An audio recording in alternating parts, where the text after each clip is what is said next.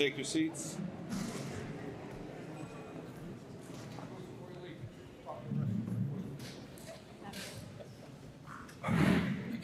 Thank you. The hour of 7:30 having arrived and a quorum of voters being present, it is my distinct pleasure to call to order the 2024 Tewksbury Annual Town Meeting.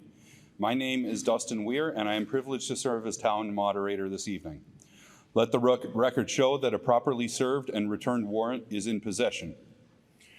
Please rise for our Pledge of Allegiance, led by VFW Post 8164, under the command of Vinny Oliva, and remain standing for a moment of silence. Good evening.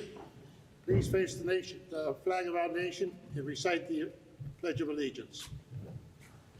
I pledge allegiance to the flag of the United States of America, to the republic which stands one nation under God, indivisible, with liberty and justice for all.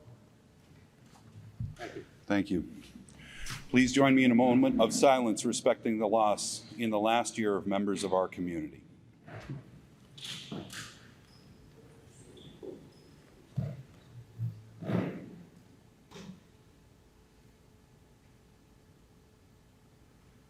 Thank you. Please be seated.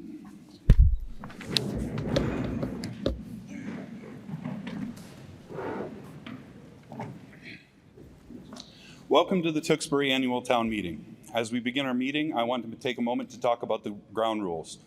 Town meeting is a legislative body for our community, where we work together to debate the merits of articles within the warrant before you. Please take a moment to refer to the glossary of terms in your warrant. Because Tewksbury has an open town meeting, each registered voter in Tewksbury is eligible to act on fiscal issues, zoning changes, bylaw amendments, and other matters affecting the town. Voters must wear their voting ribbon conspicuously to be counted during standing votes. Please ensure that it is on your person and not your jacket. This meeting is being recorded. As we move through the articles, presenters or sponsors on the articles will be allowed to speak first before I open the floor to debate. A voter desiring to speak should approach the microphone, await recognition by me, and identify yourself when recognized by name and address for the record. I ask members of the boards to do the same. Each speaker is allowed up to 5 minutes to speak on an article. Please speak clearly into the microphone so the body can hear you. I will let you know when you have 30 seconds left on your time by tapping the podium. When you hear that tapping, it is your signal to wrap up your remarks. Speakers can disagree with any official, with any other voter, volunteer, or any board. We have a strong tradition in Tewksbury of maintaining a respectful dialogue during town meeting. I will do everything I can to ensure that each speaker is shown respect and that your questions are answered. I ask that all participants kindly do the same. Residents refusing to conduct themselves in a manner befitting this body will be asked to cede the floor and potentially be escorted from the building. I hope I don't have to enforce that rule. Let's work together to address the issues before this body fairly and efficiently. I will accept a motion to move the question. However, I reserve the right to make sure that we have had some dialogue about the motion. All questions on the floor are to be directed to the moderator. If you are amending an article, you must present it to the town clerk in writing. We will vote on the amendment first. If the amendment passes, it will become part of the main motion, and we will discuss it. If the amendment does not pass, then we will go back to the main motion as it is written on the warrant. When you came in tonight, you were given the warrant with the articles we will be discussing, along with a handout with the Finance Committee recommendations and a supplemental handout from Town Manager with detailed explanations for several articles and funds. Scrivener's errors are also noted in that document. At this time, please silence your cell phones and ensure your voter ribbon is showing so that counters can easily see it when we do standing counts. When we do a standing count, it is important that you pay attention to your counter and sit down once counted. Your counter will nod when you are counted. If we have anyone in this auditorium who is not a registered voter here in Tewksbury, I wish to welcome you to town meeting and hope you enjoy the process. Visitors may attend the meeting and sit only in the reserved for visitors section on this side of the auditorium.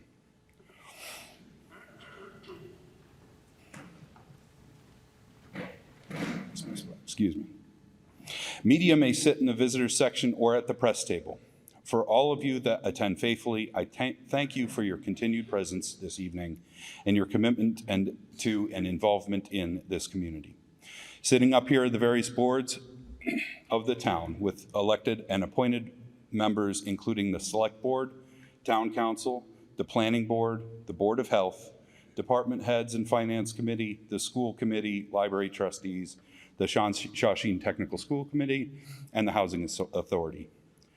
Please allow me to introduce the Chairman of the Finance Committee, Mr. Robert Kosmersky. Mr. Kosmersky will make the first motion on every article unless the Finance Committee defers to another board. Mr. Kosmersky, may I hear a motion to waive the reading of the warrant articles? So moved, Mr. Moderator. All those in favor of waiving the reading of the warrant articles say aye. Aye. All those opposed? The motion is adopted. Non-voters are not allowed to address the meeting without prior consent. Typically, we hear from non-voters who are employees, volunteers, or advisors to the town. Mr. Kosmersky, may I have a motion to permit the following persons to address the meeting? Non-voter appointed members of any town or regional committees or task forces, non-voter employees of the town of Tewksbury, including the Tewksbury Public Schools and Town Council. Mr. Moderator, I move to allow certain anticipated non-residents to speak on issues including Assistant Town Manager Steve Sadwick, Fire Chief Joe Kearns, School Business Manager David Libby, DPW Superintendent Kevin Hardiman, Town Engineer Andrew Stack, Town Council Kevin Feely, and others, some of whom may be asked to answer resident questions. All those in favor, please say aye. Aye. Any opposed? Motion passes.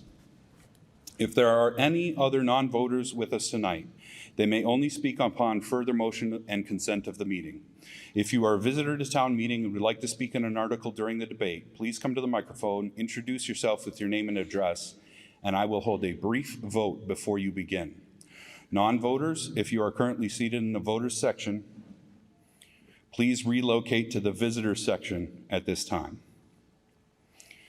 Please note, tonight's agenda covers Articles 1 through 36, as well as the consent calendar Articles 337 through 3-40.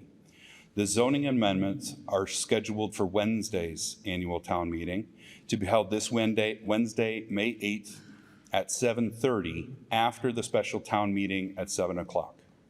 The zoning bylaw articles are numbered 41 and 42, starting on page 33 of your warrant. Please join us Wednesday for those items.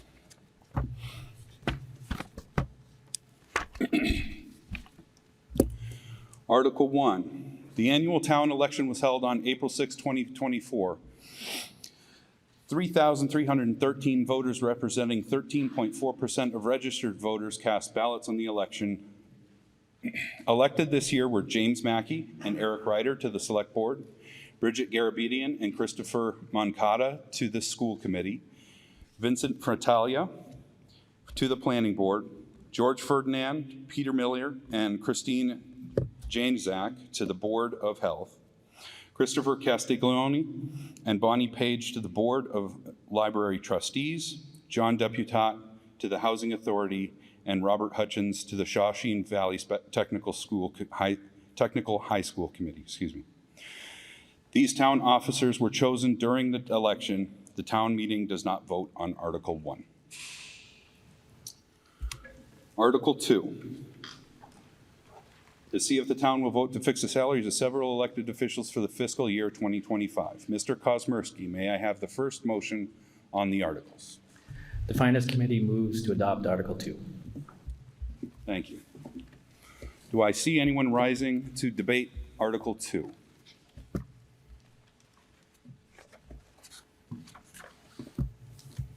Seeing none, all those in favor of adoption of Article 2, please indicate by saying aye. Aye. Any opposed?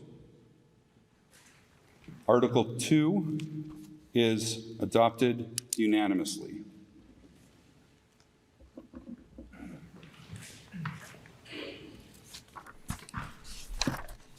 Article 3.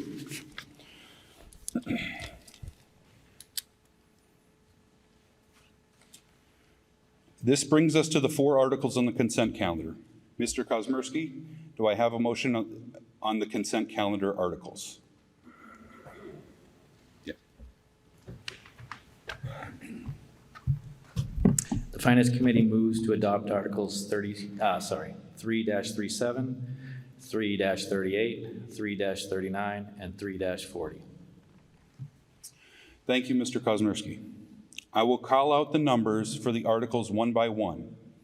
If any voter objects to any particular article being included in the consent calendar, they should say the word "hold" when the number is called. The article is then removed from the consent calendar and restored to its original numbered place on the warrant. After calling the individual items, I will hold the vote on all remaining items as a unit. Anyone wish to hold Article 3-37 for debate? 3-38. 3-39. I heard a hold on 3-39. 3-40. We will now move Article 3-39 to the original location on your warrant towards the end of tonight's meeting. On Article 3, the consent calendar, Articles 3-37, 3-38, and 3-40. All those in favor of the adoption of those 3 consent calendar articles, please signify by saying aye. Aye. Any opposed? The consent calendar, excluding Article 3-39, is adopted unanimously.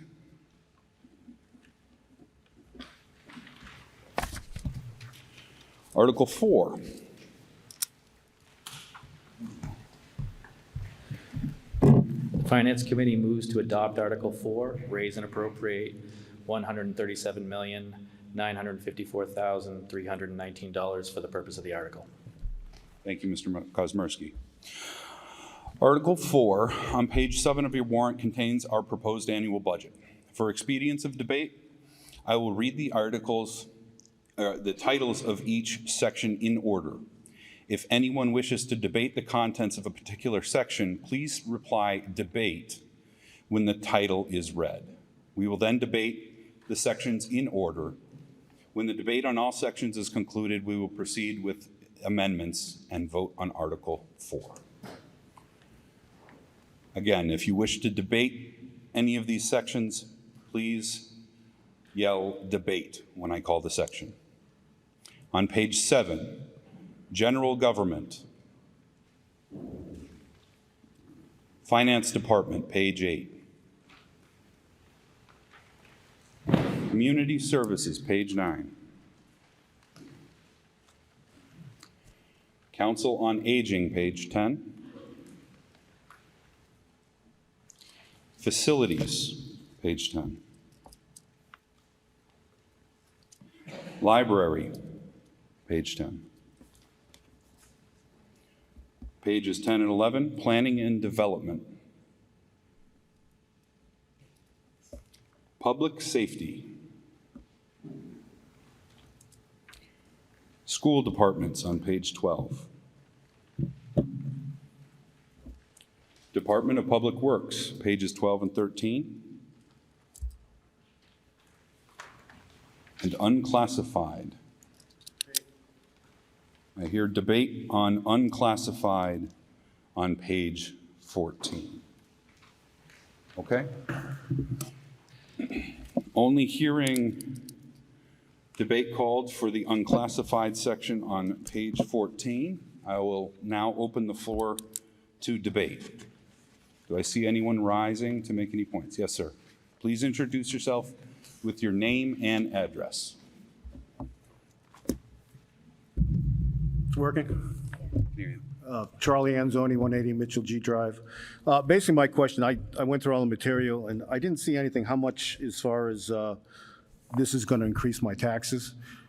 So it's just a case of, this is what we're spending, but there's nothing here saying to the fact that how much it's going to actually increase my taxes. So I don't know if I have to go through each article that's going to be appropriated to say, oh, you know, to get the total idea. I know there was something somewhere, and I can't place it where I saw it, so I said, well, why don't I just come here and ask through you to the town manager? I have actually two questions, but that's my first question. Okay. Why don't we take the first one first then? Okay. Mr. Town Manager? He's looking up the answer to your question about the increase in taxes. Doesn't have to be to the penny. I mean, if you.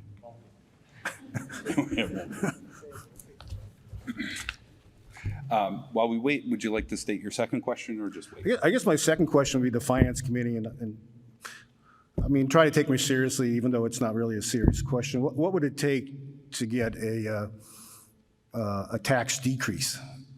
Is there a figure in mind, or it's just like if we had $20 million in free cash or stabilization fund, who would say, hey, wouldn't it be nice to, like the federal and the state and everyone else, they give money back? I mean, is there any sort of criteria for that, or is it just we're just going on as usual? Thank you. So I guess the I don't know who would answer that question. Thank you. I believe Mr. Montori is ready with the figure you asked for.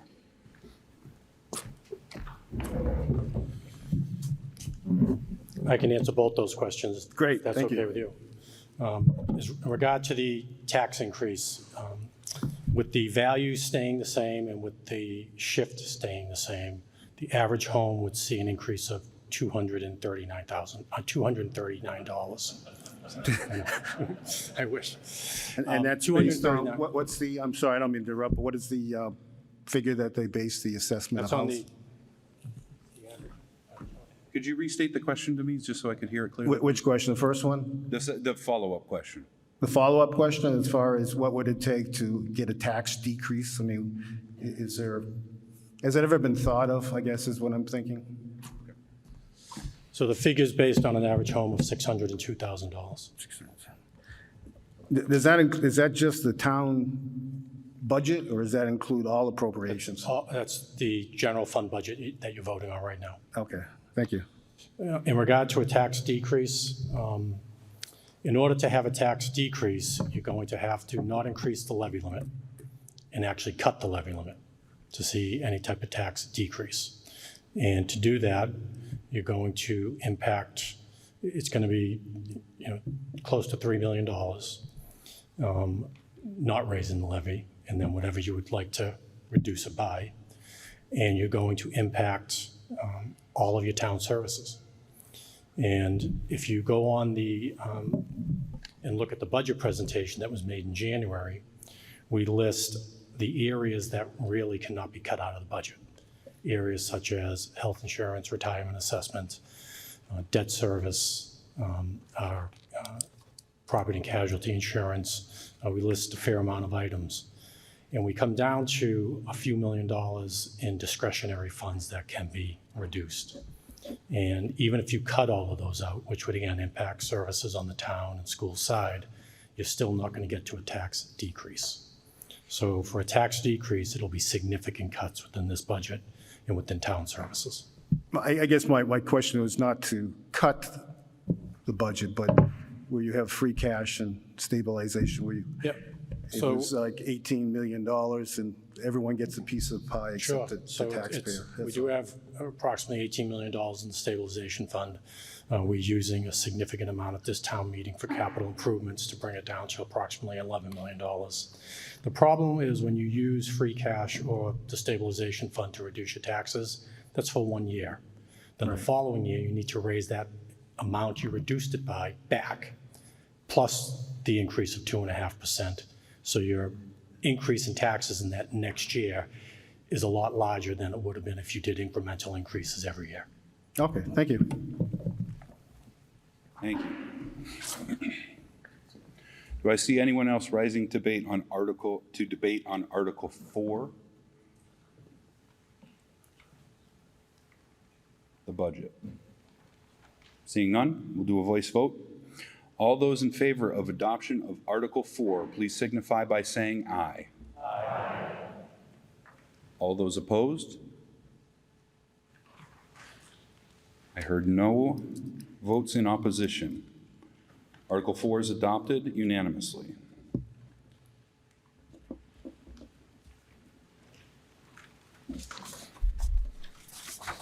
We have Article 5. Mr. Kosmierski.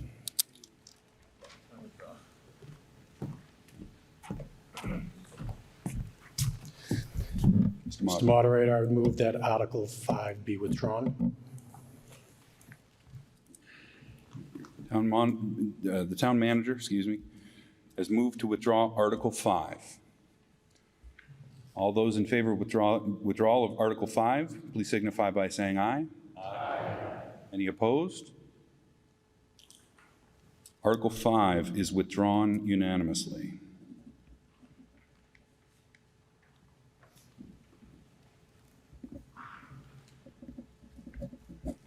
Article 6, I believe we have an amendment, a proposed amendment to Article 6. Thank you, Mr. Moderator. I do have an amendment to Article 6. It is on the front page of the handout, supplemental informational handout for town meeting. The amendment strikes the word money in the first sentence, and in its place insert $86,862. Thank you. Amendment on the floor, and in the front page of your supplemental handout, under Article 6, strikes the word money and replaces it with $86,862. Do I have any debate on the amendment itself? Seeing no one rise, all those in favor of the adoption of the amendment as outlined in the first page of the supplemental handout, please signify by saying aye. Aye. Any opposed to the amendment? The amendment passes unanimously. Mr. Kosmierski, would you like to make a main motion? The Finance Committee moves to adopt as amended Article 6, raise and appropriate $86,862 for the purpose of the article. Thank you. Article 6, as amended. Do I see anyone rising to debate Article 6 as amended? All those in favor of adopting Article 6 as amended, outlined on the front page of your supplemental handout, please signify by saying aye. Aye. Any opposed? Article 6 is adopted as amended unanimously.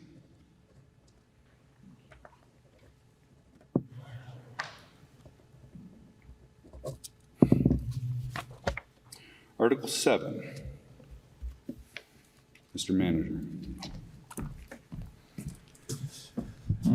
Mr. Moderator, I'd move that Article 7 be withdrawn.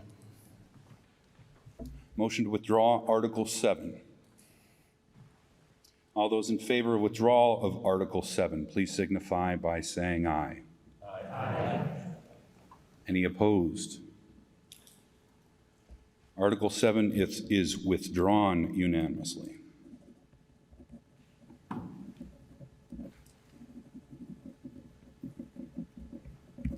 Article 8, I believe we have an amendment to Article 8. Mr. Montori. Thank you, Mr. Moderator. I do have an amendment to Article 8. Again, it's on the front page of the supplemental informational handout. The amendment is to strike the word money in the first sentence and insert in its place the bold language that is on the front page, and that is inserting $129,283, of which $85,339 will be raised from the tax levy, $7,713 raised from sewer rates, and $36,231 raised from water rates. Thank you. The amendment to Article 8, as outlined on the front page of your supplemental handout. Do I see anyone rising to debate the amendment? Seeing none, all those in favor of the amendment to Article 8 on the front page of your supplemental handout, please signify by saying aye. Aye. Any opposed? Article 8 is amended unanimously. In the main motion, Mr. Kosmarski, if you please. The Finance Committee moves to adopt as amended Article 8, raise and appropriate $129,283 for the purpose of the article. Article 8, as amended. Do I see anyone rising to debate Article 8 as amended? Seeing none, all those in adopting Article 8 as amended, please signify by saying aye. Aye. Any opposed? Article 8 is adopted unanimously, as amended.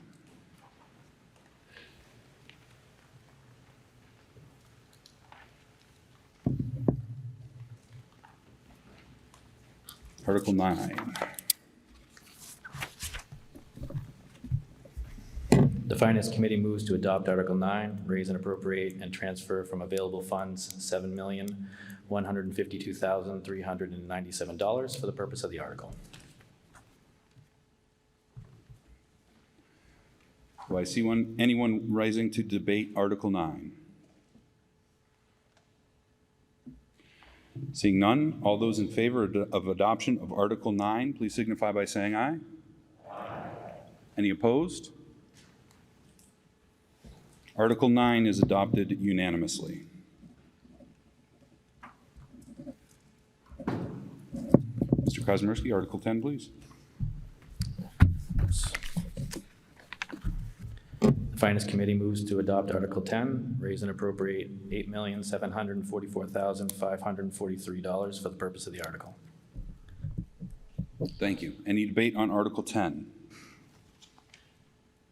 Seeing none, all those in favor of adoption of Article 10, please signify by saying aye. Aye. Any opposed? Article 10 is adopted unanimously.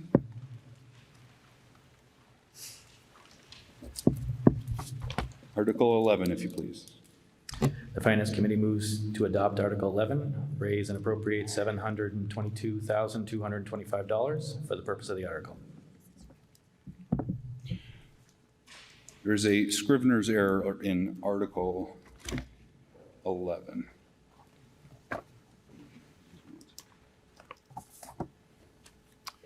Thank you.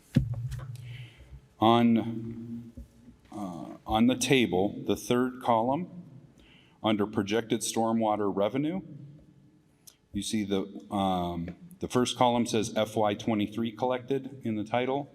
Second column says FY24 projected. The third column should say FY25 projected.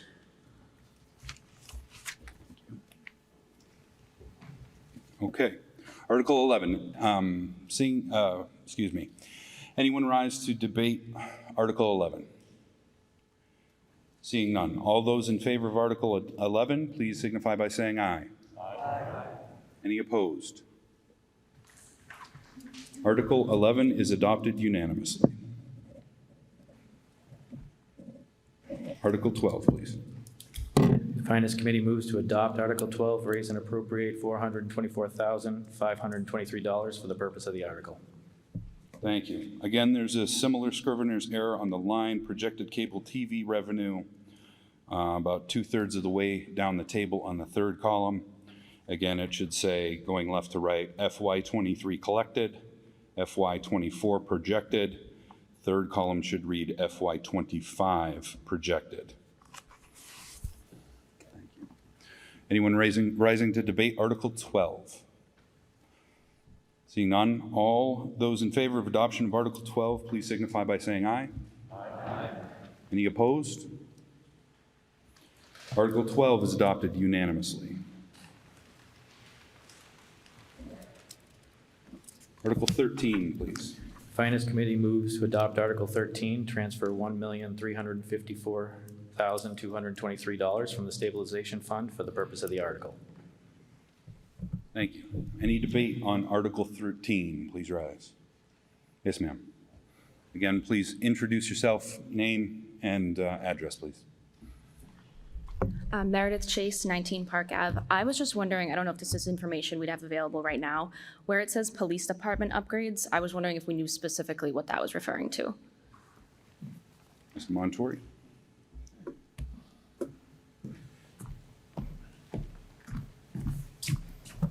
Thank you, Mr. Moderator. And yes, we do. The amount of upgrades in total is $113,923. $100,000 will be used to replace windows. The windows are the original windows that were installed in 1996 when the building was built. We hope the $100,000 gets all the windows done, but if not, we will address the ones that are the most in need, especially ones that aren't energy efficient. HVAC server room is in need of a new air conditioner. That is $7,585. We're looking to install a security camera for the tactical room, which has high-value items in it. That's $6,338. And if I'm remembering correctly, in 2021, there was about $78,000 from the town warrant for cameras and locking devices. That's separate from that security camera? Separate from that. Okay, thank you. Thank you. Thank you. Any other debate on Article 13? Article 13 requires a 2/3 vote for adoption. I am going to take this standing vote in reverse order. I'm taking a standing vote in reverse order. All those opposed to Article 13, please stand at this time.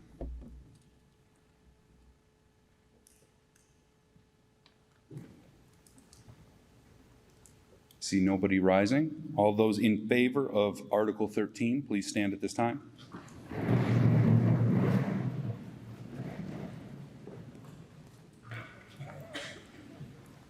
Thank you. Please be seated. Article 13 is adopted unanimously. Article 14, Mr. Kuzma. The Finance Committee moves to adopt Article 14, transfer $5,568,000 from the stabilization fund for the purpose of the article. Thank you. Article 14, Mr. Palinitis. Bruce Panelitis, 218 Foster Road. I'd like to submit an amendment for the article. Please bring it forward in writing.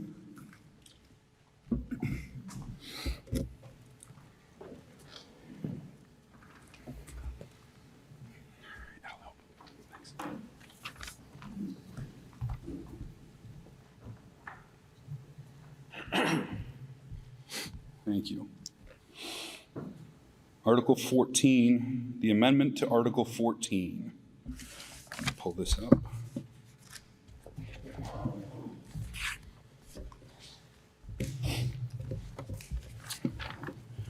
The amendment on the floor changes 3 numbers in the article. If you got your pen, you can keep track. In the sentence, where the figure $5,568,000, the amendment would change that to $4,468,000. The second line of your table, instead of $3 million, would change, the figure would change to $1,900,000. And it would cross out school building renovations and upgrades and.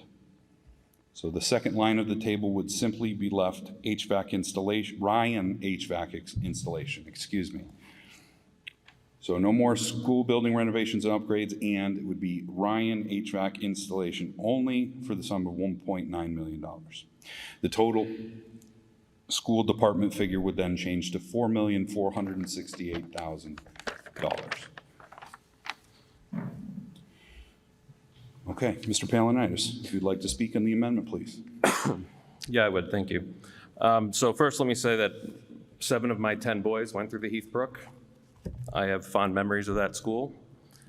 But I've looked at enrollments since 2000. All of this is publicly available data through the DESE website and over the Tewksbury Public Schools. We currently serve 3,200 students in our district. That number has been flat for 4 years. It's been in steady decline since a peak of 4,841 in 2005.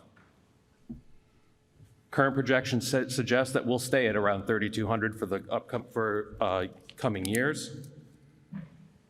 In addition to the current costs that are proposed for the Heathbrook of $1,100,000 to renovate the school after the flood, we also spend $500,000 a year on a principal salary, custodial salary, clerical salary, to heat the building and to provide electricity to the building. If we were to close the Heathbrook, those costs all go away. 500 grand back into our budget. Our current schools can serve 4,600 students. Again, we have 3,200. We are utilizing roughly 70%, just under 70% of our school capacity. If we were to close the Heathbrook, we'd still have room for 4,100 students.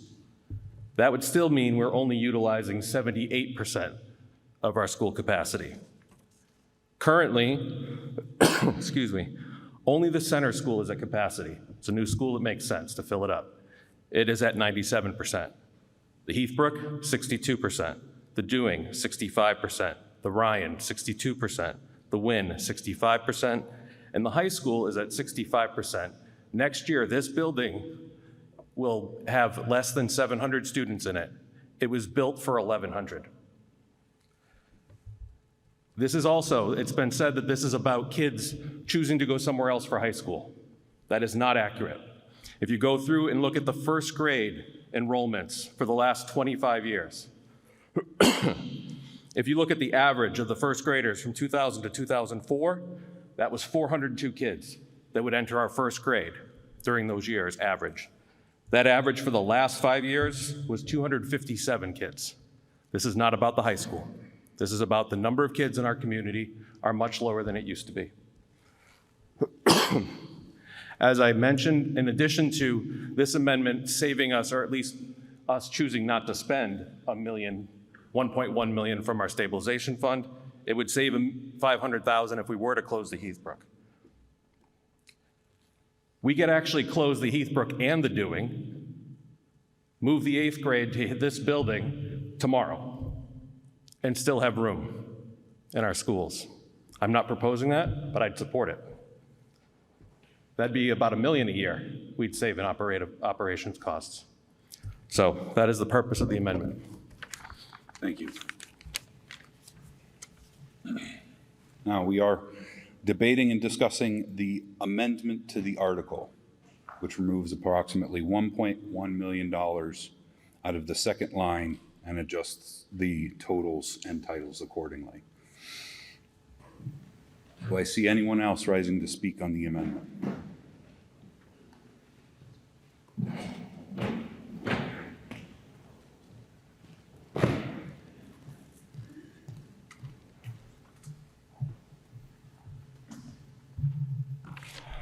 Yes, Hi, Rich Russo, 20 Plunkett Way. So as far as the amendment goes, I'll speak to capacity. So as Mr. Panelitis pointed out, at one point in time in 2005, we had about 4,800 students. From my perspective, and as a member of the school committee, capacity isn't like what it was 20 years ago. So what I mean by that is education has changed from the standpoint of occupational therapy in schools, physical therapy in schools, speech therapy in schools. The Heathbrook building itself took a beating from a flood last summer out of anyone's control. It then had, separate to that, a pipe burst underground. That school building is 70 years old. Yes, capacity and student levels are at 3,200, and it will probably remain steady based on data that's out there. But that's why the whole long-range space committee, with the support of the select board, has agreed to form that so that they can look at ways to look at that space, whether it's for potentially relocating grades and reshifting grades. So I would implore that this town meeting shut down the amendment of $1.1 million change to the article. Thank you, Mr. Russo. Ms. Terry-Regan. Hello, I'm Brenda Terry-Regan, Superintendent of Schools, also resident of town of Tewksbury, 106 Pine Street. I want to make it perfectly clear that while we are being very proactive to look at all of our school buildings and their space needs and their facility needs, the Heathbrook School will be in full operation next year, serving over 300 students. Currently, schools have changed a lot, especially since the Heathbrook School was designed and built. We currently do not have enough classroom space at the Heathbrook for our academic programming and our support services based on the unavailable use of that area that was affected by the flood. And then Mr. Russo, to correct, 2 pipe bursts shortly thereafter.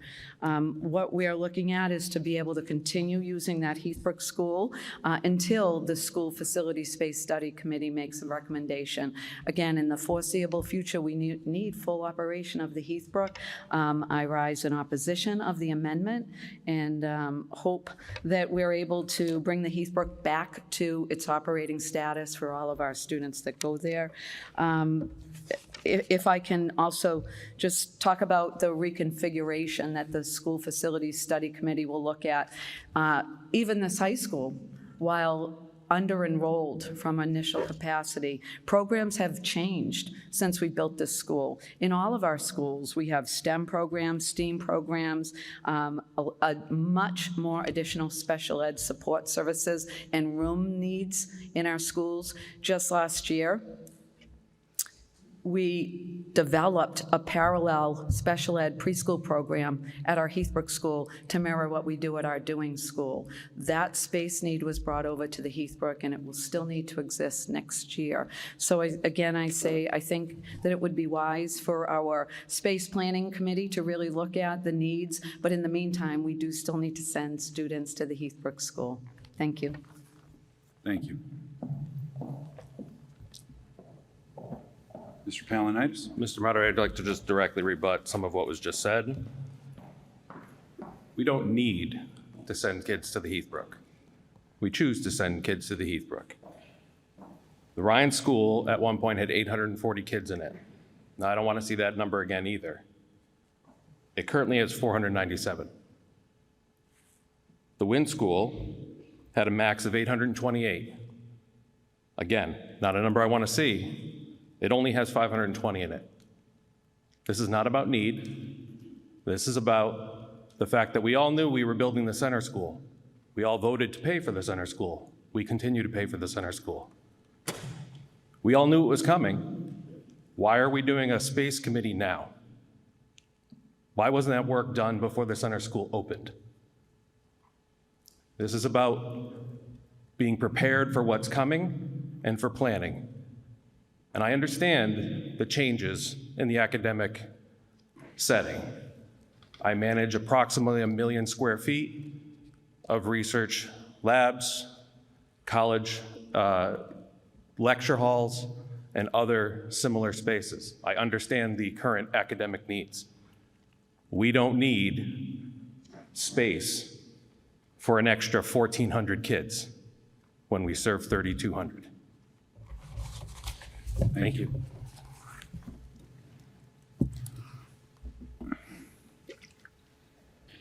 See one more? Wait. Yes, ma'am. Hello, Bridget Garabedian, 1280 Whipple Road. I'm also on the school committee. I rise in opposition to the amendment to this article. I think it's important to note that the Heathbrook right now has 5 to 6 classrooms that are not able to be used. So based on Mr. Penelitis's breakdown, we should be able to function okay in that school without those classrooms, but we can't.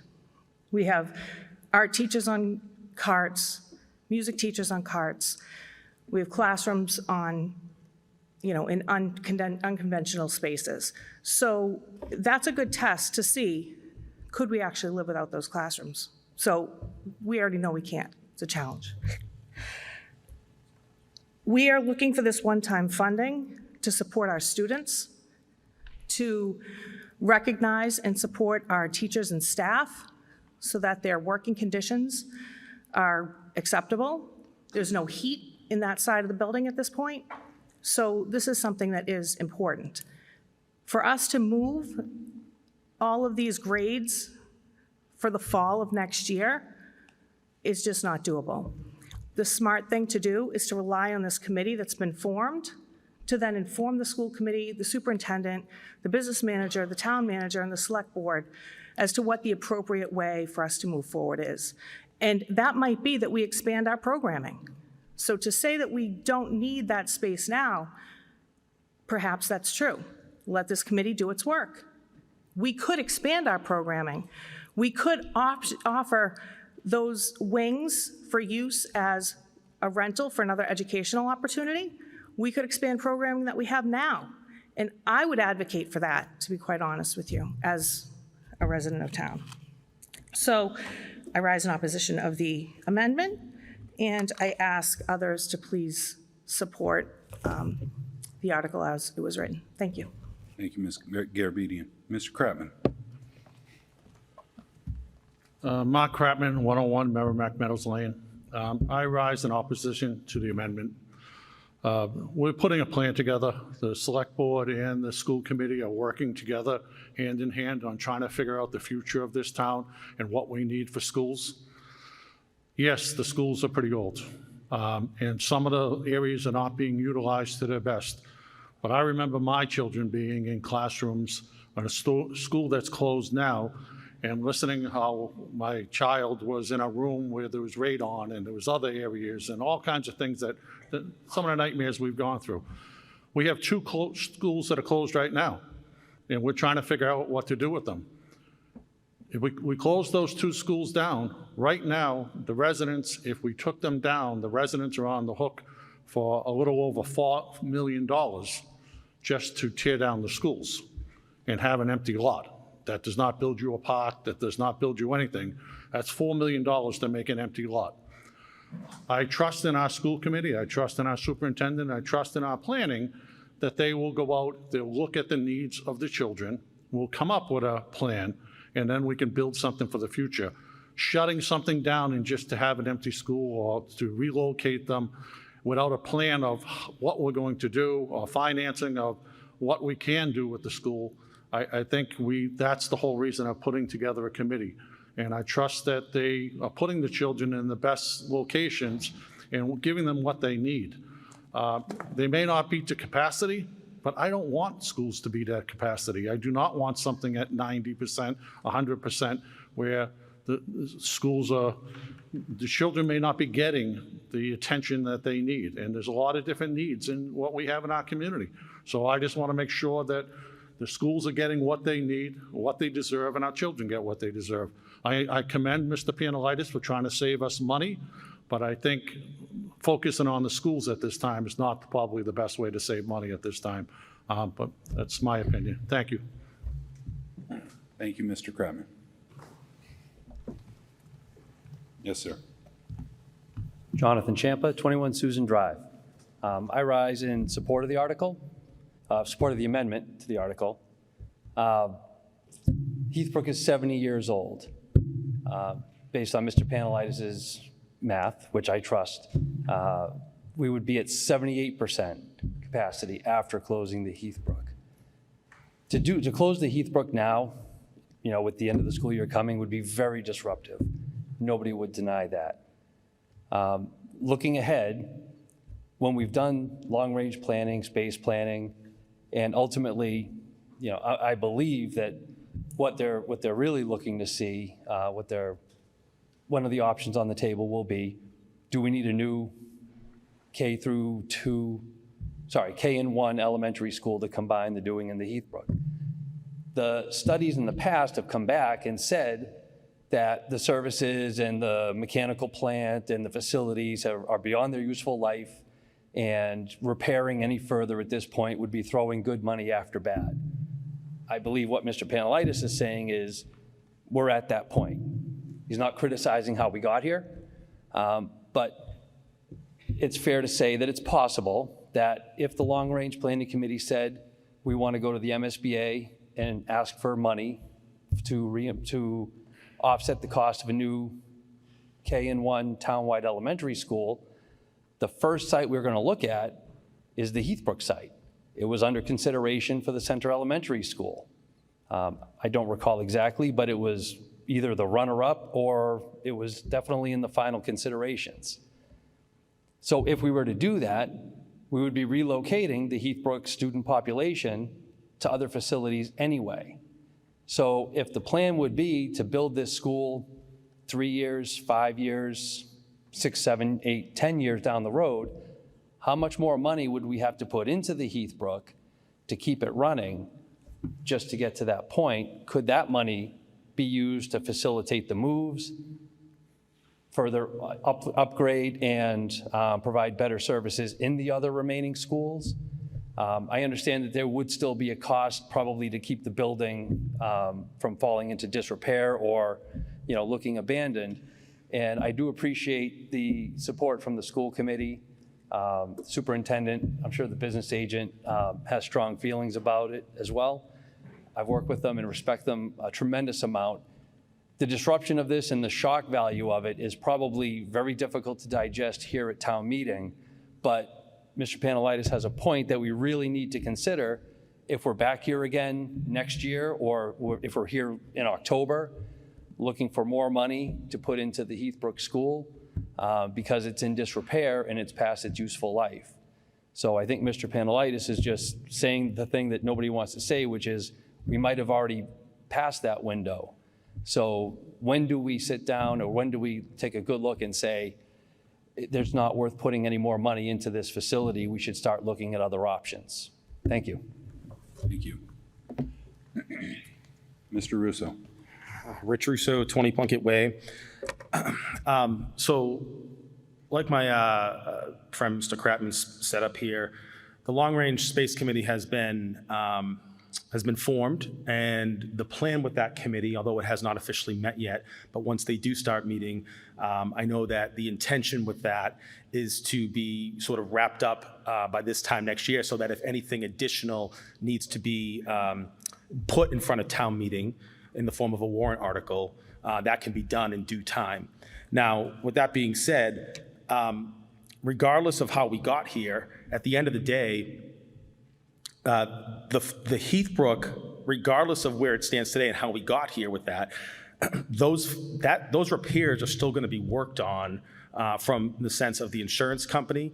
We've also relied on ESSER money, which was a COVID grant that we were given when the pandemic hit 3 years ago.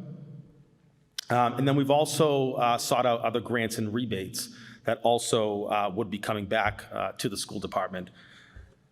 So I think that the homework and exhausting all possible avenues to basically be able to service our students, provide safe and working conditions for our educators and our staff, I think is commendable to the school department for the efforts that they've done. I also would question the fact that if we didn't use these funds and we threw all the kids into the doing school, or we made shifts in other grade areas, the doing school is 60 years old. So, and I think that the school department has done a fantastic job with maintenance, repairs, and the capital outlay that they have invested in to ensure that that school is running properly, efficiently, and effectively. The same that they've done for the Heathbrook. I think the last time the school department came in front of town meeting for a warrant article was long before COVID. So I trust in our superintendent, I trust in our business manager, and I trust in the work that the committee that has been formed will do over the next 9 to 12 months. Thank you. Thank you, Mr. Russo. Point of information. Yes, Mr. Panelitis. Just want to make the point that while I am advocating that the Heathbrook School should be shut down, my amendment simply removes the $1.1 million expenditure. We actually just voted to give the school committee the budget they need to operate the Heathbrook. We voted that on Article 4. So the amendment would simply say, no, you cannot burn $1.1 million in the back into a school that doesn't need it, shouldn't exist. So that's all we're doing for the amendment. We're taking away their ability to spend $1.1 million on that school. They could keep operating it under its current condition and wasting $500,000 a year on it. Thank you, Mr. Penelitis.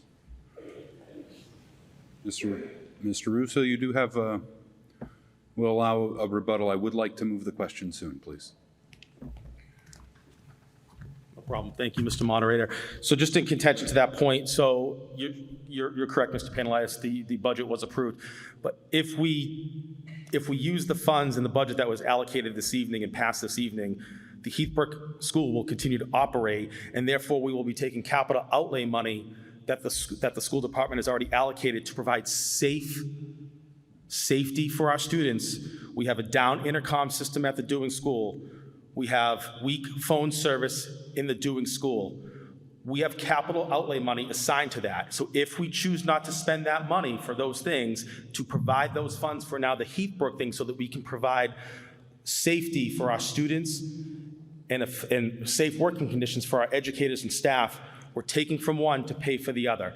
And so I implore that we want to keep our students safe, and therefore we want to trust that the school department has assigned the capital outlay budget appropriately for not only the Heathbrook, but also the rest of our schools. Thank you, Mr. Russo. Mr. Palinitis, please. All right, I said I was done, but I have to rebut that. Point of information for Mr. Libby. As my understanding is that there are actually two HVAC systems in Heathbrook.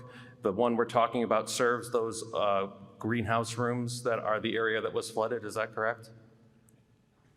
That area will be shut down. In order to do this work, we're going to shut that down. I'll volunteer to buy you some plywood to cover up that section of the school. You can use the rest of the school. Thank you.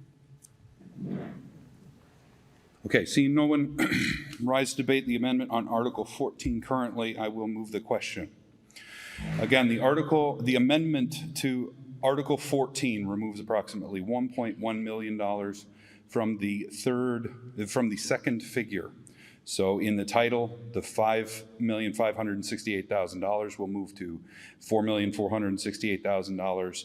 The school building renovations and upgrades will be struck and changed to Ryan HVAC installation, and the amount is $1.9 million, and again, the total is as I just mentioned, is $4.468 million. For the amendment to Article 14, all those in favor of the amendment, please rise at this time.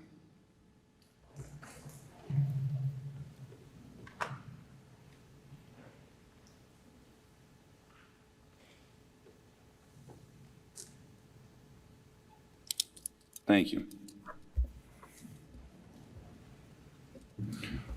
All those opposed to the amendment, please stand at this time.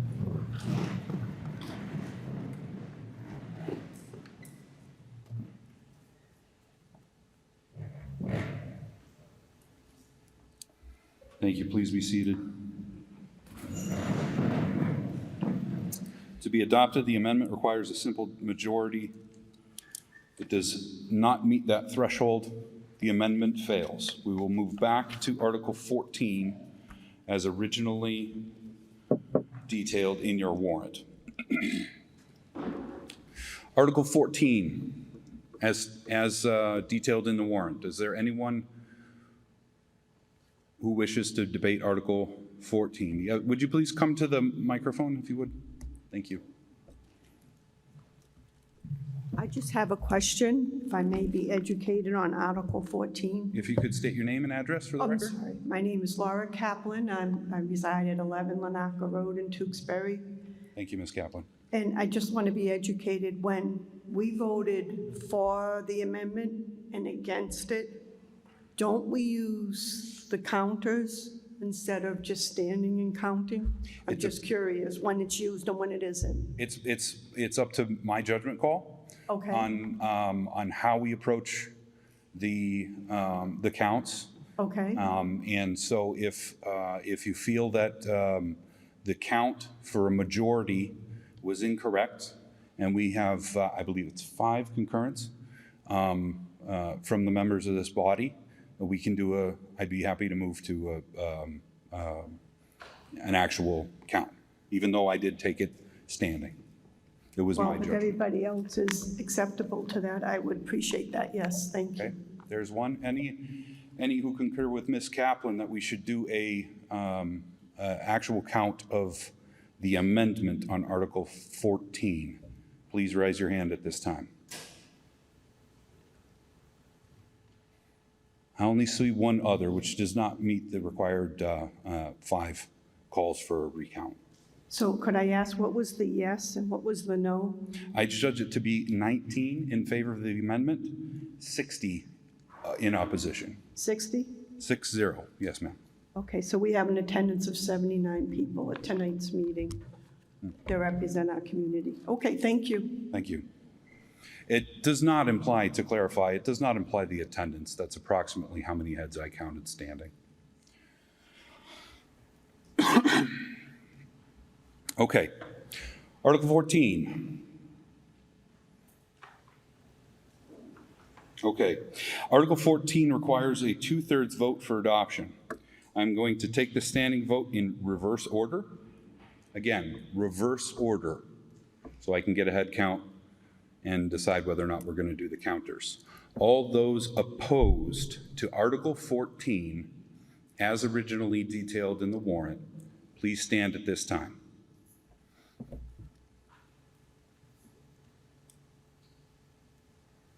All those in favor of Article 14, please stand at this time. Article 14 is adopted unanimously.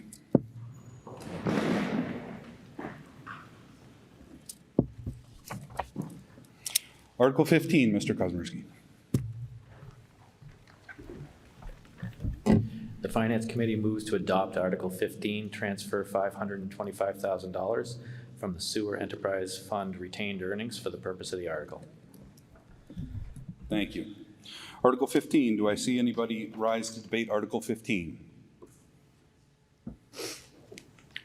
Seeing none, all those in favor of the adoption of Article 15, please signify by saying aye. Aye. Any opposed? Article 15 is adopted unanimously. Article 16, Mr. Kosmierski.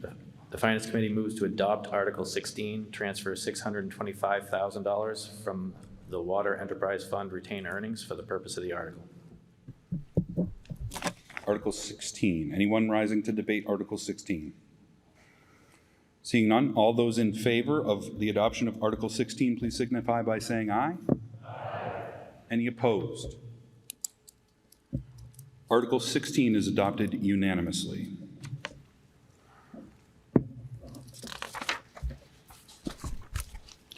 Article 17, Mr. Kosmierski. The Finance Committee moves to adopt Article 17, raise and appropriate $425,000 from Stormwater Enterprise Fund for the purpose of the article. Any debate on Article 17?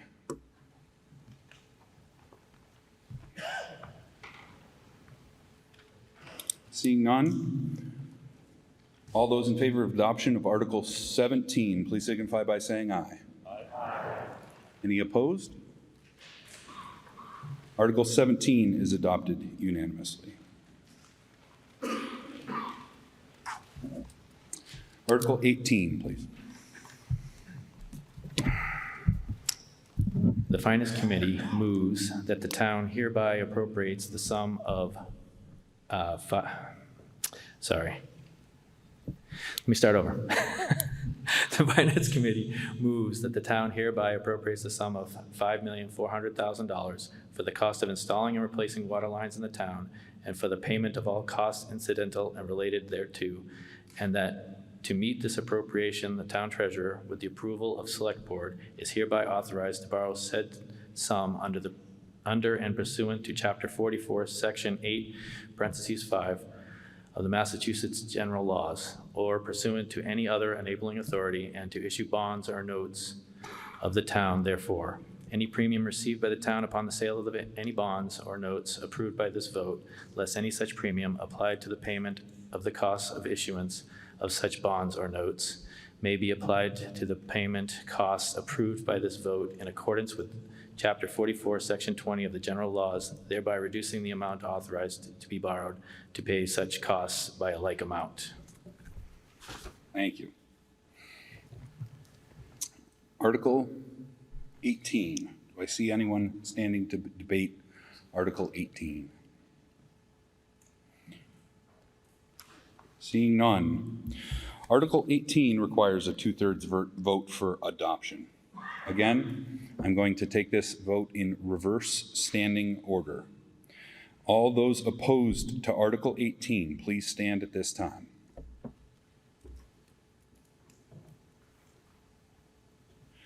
All those in favor of adoption of Article 18, please stand at this time.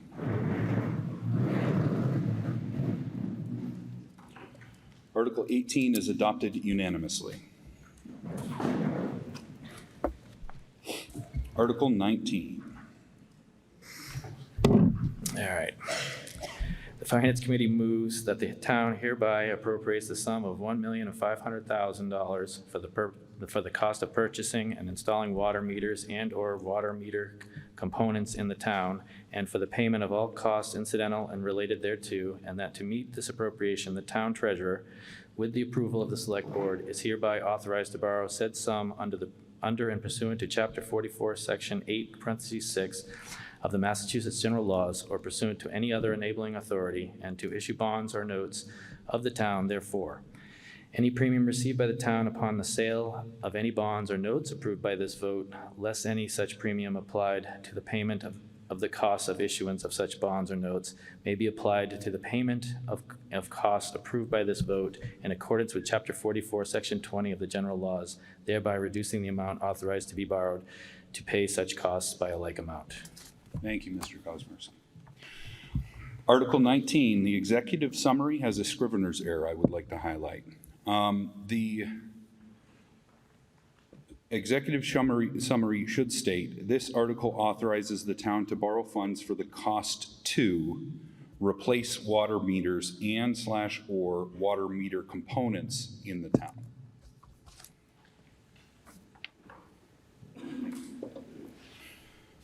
Article 19, anyone standing to debate Article 19? Seeing no one rise. Again, this requires a 2/3 vote. Article 19 requires a 2/3 vote, and I'm going to take this in reverse standing order. All those opposed to Article 19, please stand at this time.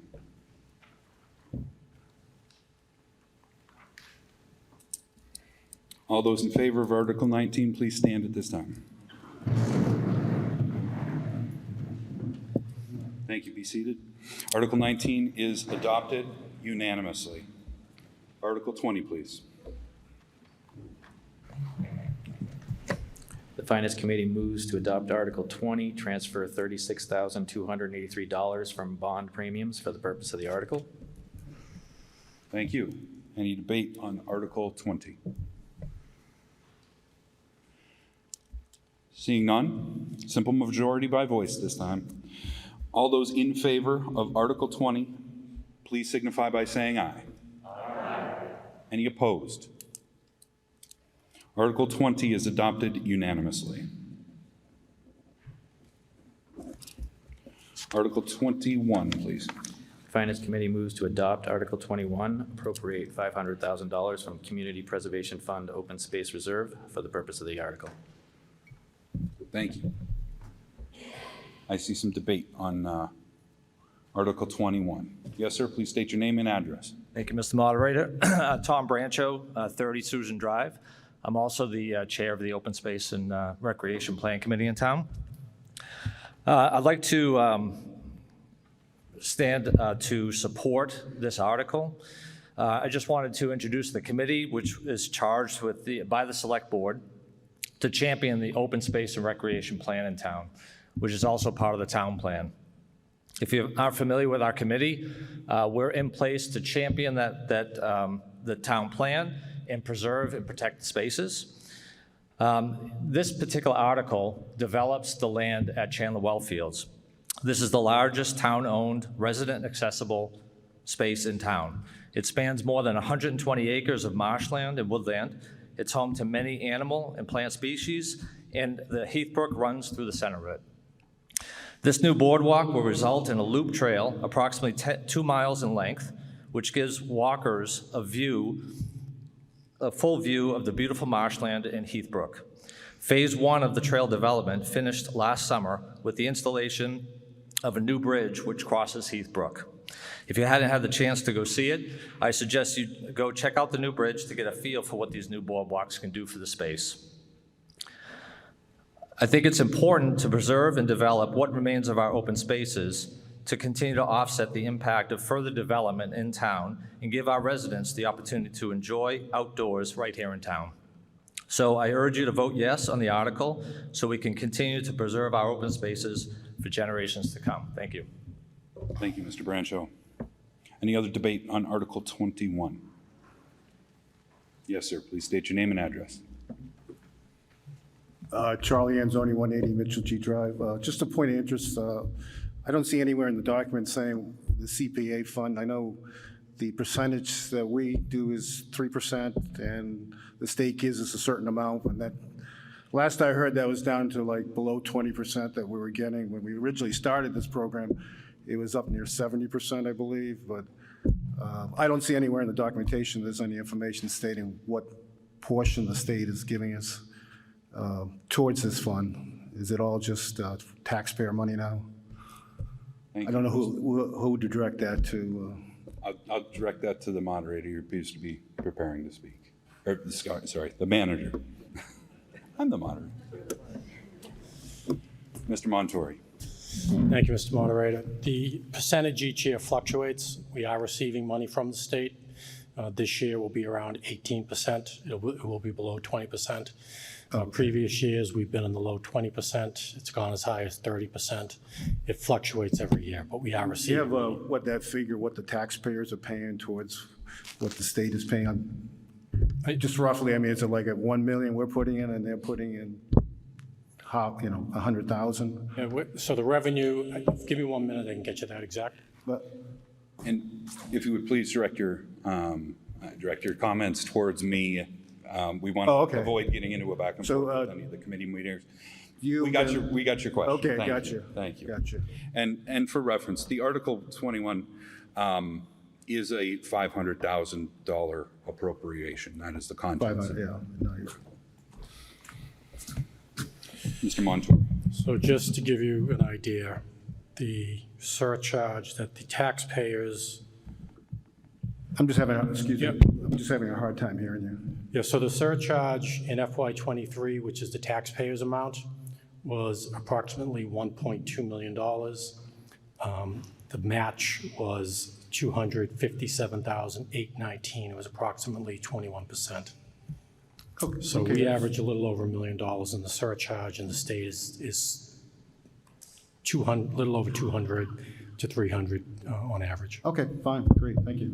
Thank you very much. I appreciate the debate. Anyone else rising to debate Article 21? Seeing none? Article 21. All those in favor of the adoption of Article 21, please signify by saying aye. Aye. Any opposed? Article 21 is adopted unanimously. Article 22, please.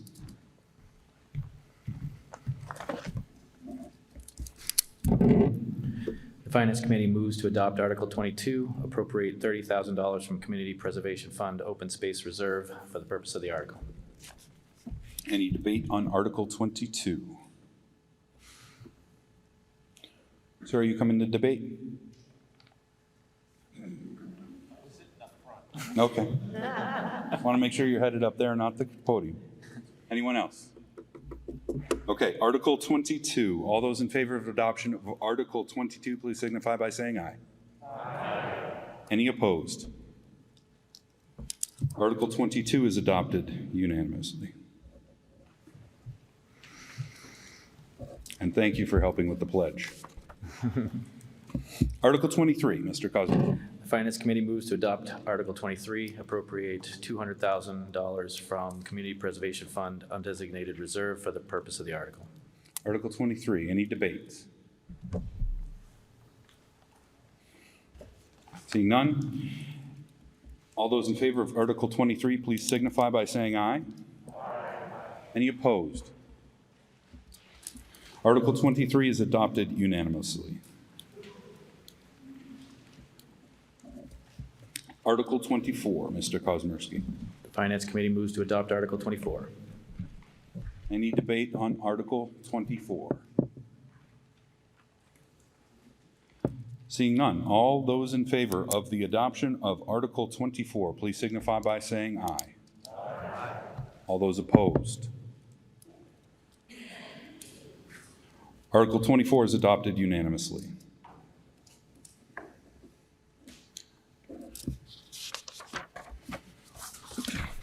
Article 25. The Finance Committee moves to adopt Article 25. Do I see anyone rising to debate Article 25? I do not. All those in favor of the adoption of Article 25, please signify by saying aye. Aye. Any opposed? Article 25 is adopted unanimously.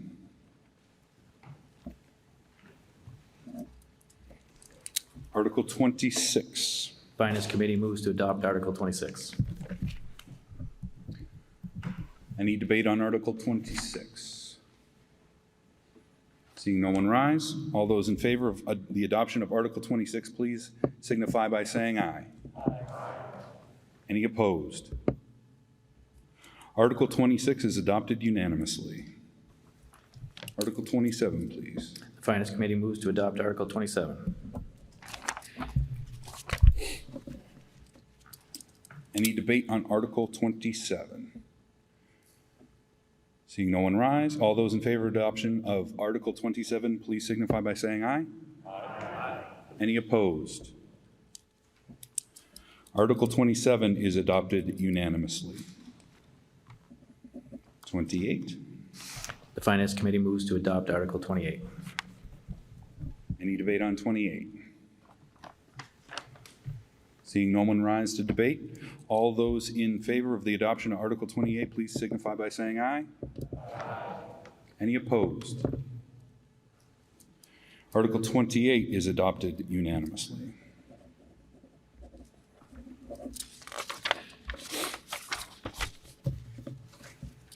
Article 29, Mr. Kosmierski. The Finance Committee moves to adopt Article 29. Any debate or discussion on Article 29? Gentleman in the back. Just back to his seat.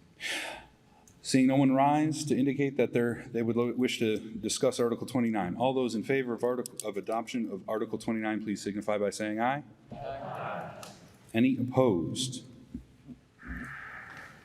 Hearing none, Article 29 is adopted unanimously.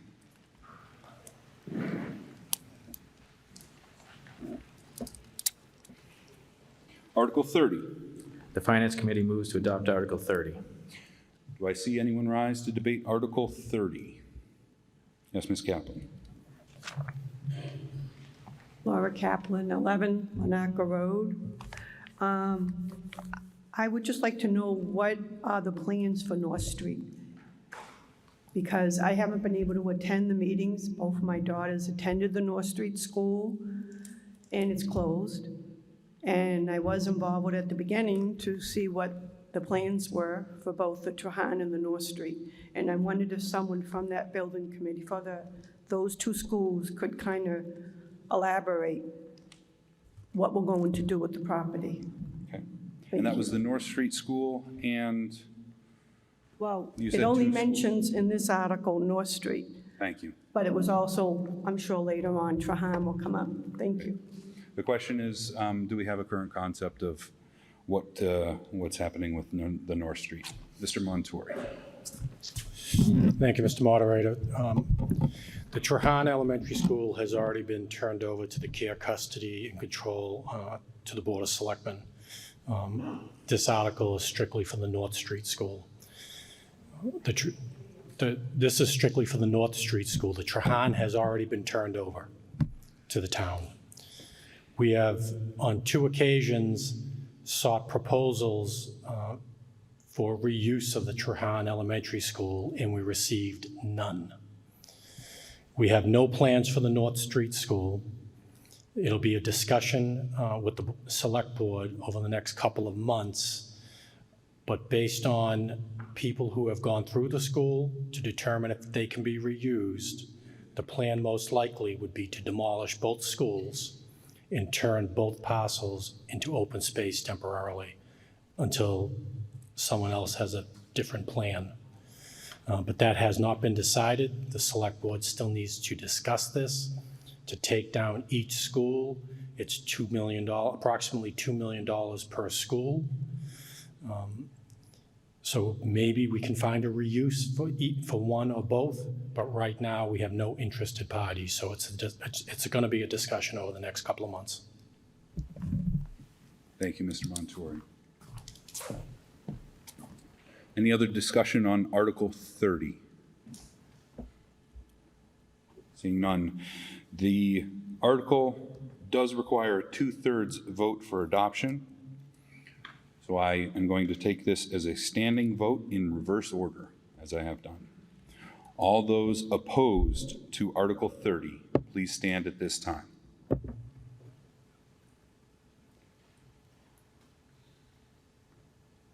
All those in favor of the adoption of Article 30, please stand at this time.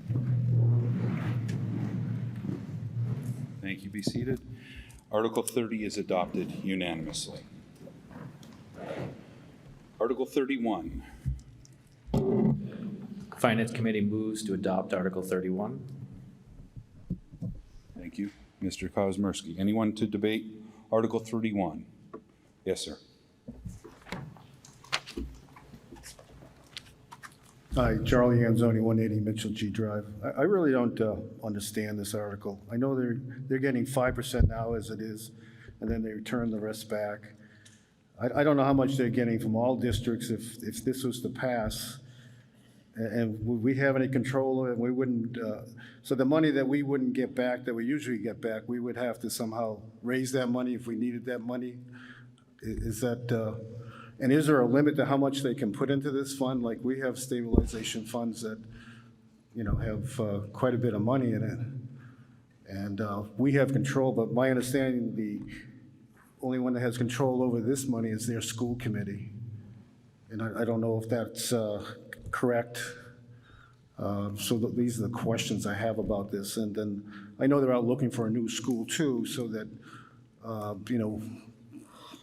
is that coming into play soon? Is some of this money, what is this money going to be? I know that it's being used for capital improvements, but they've really maintained that school pretty well compared to what Tewksbury has done. So I'm just trying to clarify why they're doing this now, and what's the reason for it, and what restrictions does Tewksbury have now? Do they just, whatever money comes, I understand we got this year 200,000 back or something equivalent to that amount. So that means that they would get that put into that account, and then that would just grow year after year, or be used for whatever purpose they wanted to. So those are basically just an overall, what's the benefit for Tewksbury to do this? Granted, I'm a very proponent of the Shawshene Tech.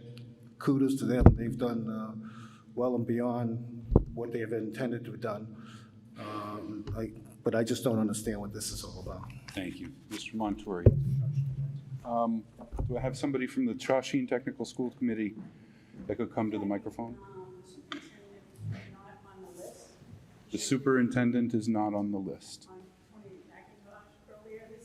Mr. Mayor, I think it might be a moot point too, because I think if 2 of the other towns have already approved it, it doesn't matter what we do. Is that correct? Yeah. So it's kind of it's just a discussion to say, what is this, what did we lose? But we do need a majority of the towns. Okay, That's thank correct. you.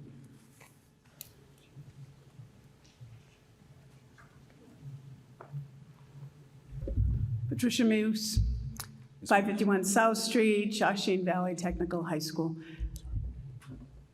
I made an error because when you were speaking that who could speak, who did not belong to the town, I couldn't hear you in the Yes. back. Okay, And so the superintendent should have been able to speak okay. because he gets paid more than I do to answer these questions. But I don't get paid anything. Sorry, back and forth. Superintendent is welcome to come to the microphone. We can have a brief vote. He's a non-resident, so we'll do a quick voice vote. Would you please introduce yourself, sir? Tony McIntosh, Superintendent Director, Shawshene Valley Technical School. Mr. Moderator, could you please restate the question? It's difficult to hear in the back. I will briefly, but first we have to have a quick vote. All those in favor of allowing Mr. McIntosh to address the assembly, please signify by saying aye. Aye. Any opposed? Thank you. Mr. McIntosh, the specifics of the question, and feel free to rise if you have an issue, sir, with how I'm restating it, is he had one part of his question was regarding the control of the money in the fund. Another part of the question had to do with the return of any excess out of the fund back to Tewksbury. And then there was another portion of whether it would matter whether Tewksbury itself voted to adopt, because he knew that there were some other yes votes from other towns. So if I broke that up too much, I apologize. But it was really just after a general overview of why we're doing this, what was the purpose of the fund, et cetera. Yeah. So to answer the first question, control of that money once transferred into the fund does go to the Shawshene Tech School Committee. Each one of our Senate communities has 2 elected representatives, so there are two members of the Tewksbury community that serve on that board. Again, just, the purpose of this fund is to help us try to plan for and anticipate upcoming capital costs. The 5% I believe that the gentleman was referring to is what we can currently carry in what's called an excess and deficiency fund, which is a different pool of money that is allowed under regional school agreements in the state of Massachusetts. In order for us to put money into the stabilization fund, it would have to be done through the budget process. So all of our sending communities would see what money was getting moved in there, what the dollar figures were every year. We can either do that as part of the process like we're doing tonight, or we can do it as a budget amendment. But those are the only 2 ways that money can go into that fund. And as of tonight, we have had two other communities vote affirmatively to adopt this fund. But right now, we have not hit our majority of 3 of our sending communities. Thank you. I appreciate it. Any further debate? Yes, ma'am. Ms. Muse. Patricia Muse again, 551 South Street. I believe one of the other questions you had was, what was the reason for this now? We had a huge problem last year that we had to put in our capital budget that we weren't expecting. Part of one of our walls fell down. And we realized we could have this stabilization fund, and put some of that excess and deficiency money into that fund that would protect the towns and everybody else. Because we had to add to everybody's budget last year that no one was expecting. Thank you, Ms. Muse. Any further debate or discussion on Article 31? Seeing no one rise. Article 31 requires a 2/3 vote. I'm going to take this one in reverse standing order again. All those in favor of, all those opposed to the adoption of Article 31, please stand at this time.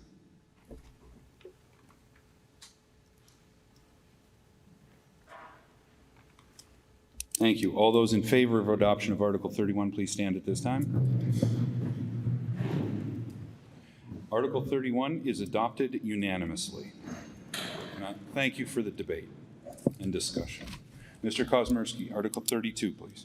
Finance Committee moves to adopt Article 32.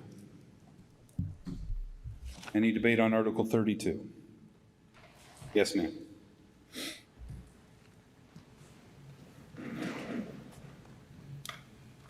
Susan Young, 1408 Whipple Road.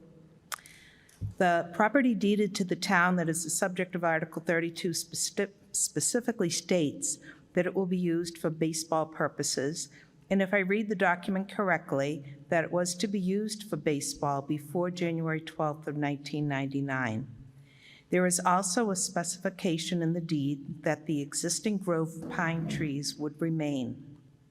The intention of Article 32 is to create pickleball courts by changing the intention of deeded property. By creating a pickleball court or courts, this grove of pine trees would be decreased or even possibly eliminated. Revoking the intent of the deed would also lay the land open to be further developed for parking for Little League games that occur at the fields there, with more traffic, congestion, and the removal of green space. This deeded lot, 76-32, would be in auditory contact with homes in the area across from and adjacent to this deeded parcel. The sound of pickleball being played is louder than tennis due to the vibration of the racket and the type of ball used.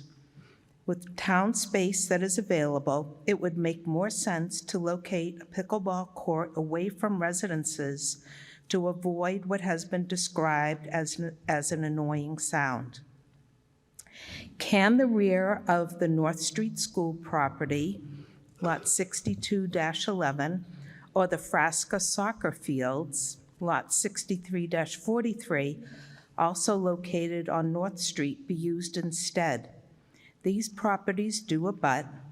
According to the maps, the soccer fields are town-owned. Google Earth also shows a large amount of potentially available space there. The gate that is often locked across the road to prevent unnecessary access to the soccer fields could be moved back to create parking spaces for those who wish to play pickleball. I would like to recommend that this site or the land behind the North Street School be used for pickleball. I recommend a no vote on Article 32 to preserve the deeded space as the donor intended. Thank you. Any other discussion on Article 32? Yes, sir. Hi, Tom Lynch, 104 Boston Place. Can anybody from like a conservation committee or some other ecological group we have in town comment on the old growth trees that apparently would be going away for this? Because those are nice to have and good for climate change and all that to keep if we can. Any Mr. Montori, regarding the trees? The grove of trees will not be impacted by the pickleball courts that are proposed. It's away from the grove of trees. There's going to be some trees that need to be, smaller trees that need to be taken out, but not the grove of trees that are within this, deed. There has been discussion with Little League about providing additional parking, which is a separate project, and walkway where those grove of trees are, but that's not within this article. Thank you. Thank you. Further discussion on Article 32. Anyone wish to speak? Okay. We'll do a voice vote. All those in favor of Article 32, please signify by saying aye. Aye. All those opposed? No. I'm going to move to a standing count if I could. All those in favor of adoption of Article 32, please stand at this time. In favor.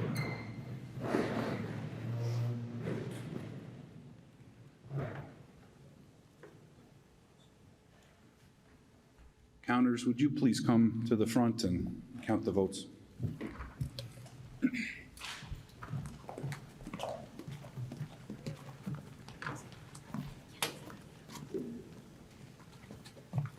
Again, please remain standing, make eye contact with your counter, and when they indicate to you, you may be seated, but not until then.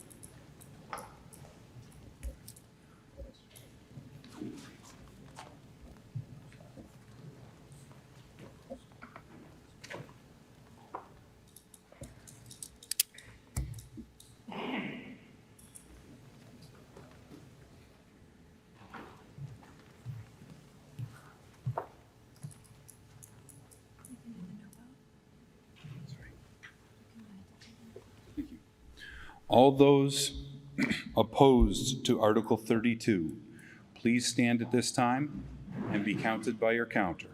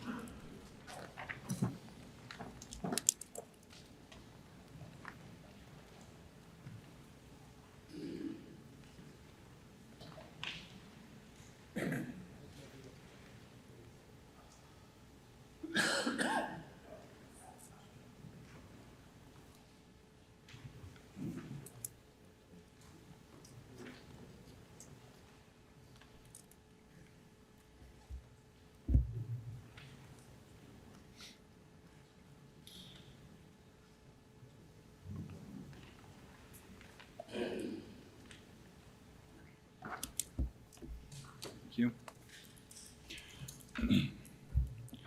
Article 32 requires a majority to pass. The yeas are 84, the nays are 25. The article is adopted.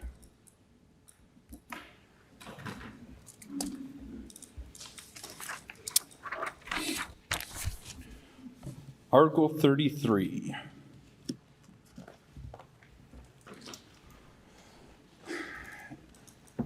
Would you care to make a motion on Article 33, sir? And introduce yourself, if you would. Dan Ronan, 1001 Whipple Road. I'm the chair of the Conservation Commission. So a bit of history. Town meeting originally voted for a wetland protection bylaw that had a 10-foot no disturb zone and a 20-foot no build zone.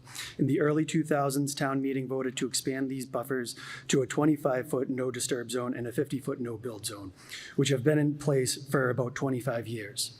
In 2009, there was another rewrite of the entire bylaw. Additional amendments were adopted in 2012 and 2013. Between the rewrite in 2009 and subsequent amendments and updates to state laws, there are now a few conflicts with our bylaw, between our bylaw and the state law. The Conservation Commission started working on this bylaw update in 2021. We reviewed the bylaw and made recommendations. We held discussions during our regular meetings and held 2 virtual outreach meetings, one in 2023 and one in early 2024, where the proposed changes to the bylaw were presented and residents were able to ask questions. Originally, we intended to improve the organization and readability along with making the bylaw more consistent with the State Wetland Protection Act. As we took a closer look, we realized that there were other opportunities for improvement. Mostly with the RDA process, which we feel unduly burdens a lot of Tewksbury residents doing simple home improvement projects. So some of the smaller but notable changes to the bylaw include timeframes and procedures for submitting applications and how much time the commission has to hear the applications are made more consistent with state regulations. The terms and definitions of the bylaw were updated. Constructed stormwater management systems are proposed to be subject to regulations only under specific circumstances to be consistent with state regulations. Language regarding waivers has been rewritten to improve clarity and reduce confusion. Expanded consideration for exempt minor activities are proposed to be more consistent with state regulations. Besides that, the first significant change to the requirements is to the requirements of the 50-foot no build zone. Just like the name says, no building within the 50-foot no build zone and no disturbance within the 25-foot no disturb zone. Under the current bylaw, if an applicant proves that it's unavoidable to not do a little bit of work in the 50-foot no build zone, the commission may allow 10% encroachment into the no build zone. Under the proposed bylaw, the same allowance of a 10% encroachment is provided to the applicant. However, the commission is also given the ability to allow further encroachment if the applicant agrees to replicate a proportionate amount of wetlands or buffer zone elsewhere on the property. This change allows the commission to have built-in flexibility when reviewing projects that may go slightly over the 10%. The other significant change is to the RDA process. Under our proposed bylaw, a request for determination of applicability, known as an RDA, will no longer be subject to the abutter notification requirement. They will still be required to place a legal ad in the newspaper prior to the meeting, which is a requirement under the State Wetland Protection Act. RDAs are the most common type of application brought to the Conservation Commission from regular Tewksbury residents. Residents are often applying to do simple home improvement updates, such as building or redoing a deck, adding a new pool, repaving their driveways, adding a shed to their yard, or just redoing some landscaping. Public hearings require the applicant to send certified mail to every property owner within 100 feet of the property being worked on. For some people, this is simply sending out a couple letters to their neighbors. This sounds like a good idea at first, but it has proven to be more of a burden put on the applicant, as the cost to send certified mail is currently $8.69 per letter. And some people are required to send hundreds of letters.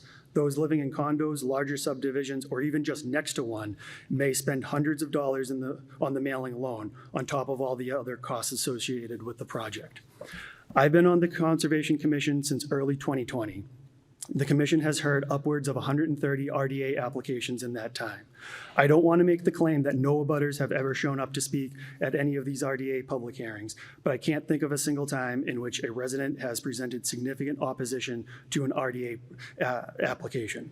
Plenty of people attend our meetings to have their voices heard for notices of intent, such as the Terramore Drive subdivision, the Soldier on Veterans Home, and recently one of the retail cannabis facilities. So far, they haven't had much concern over things like their neighbors putting up decks, pools, and paving driveways.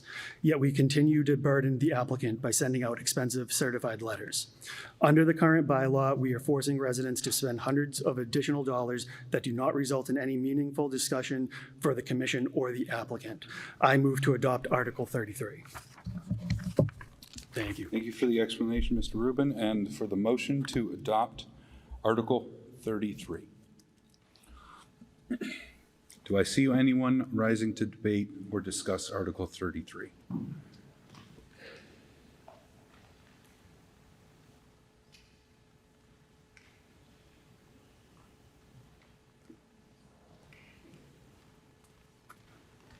Yes, sir. Please state your name and address. Hi, my name is Craig Collier. I live at 9 Heather Road. I just have a kind of a point of clarification. For those of us who have purchased properties next to a creek, 25 feet from the creek is 3/4 of the way through my garage.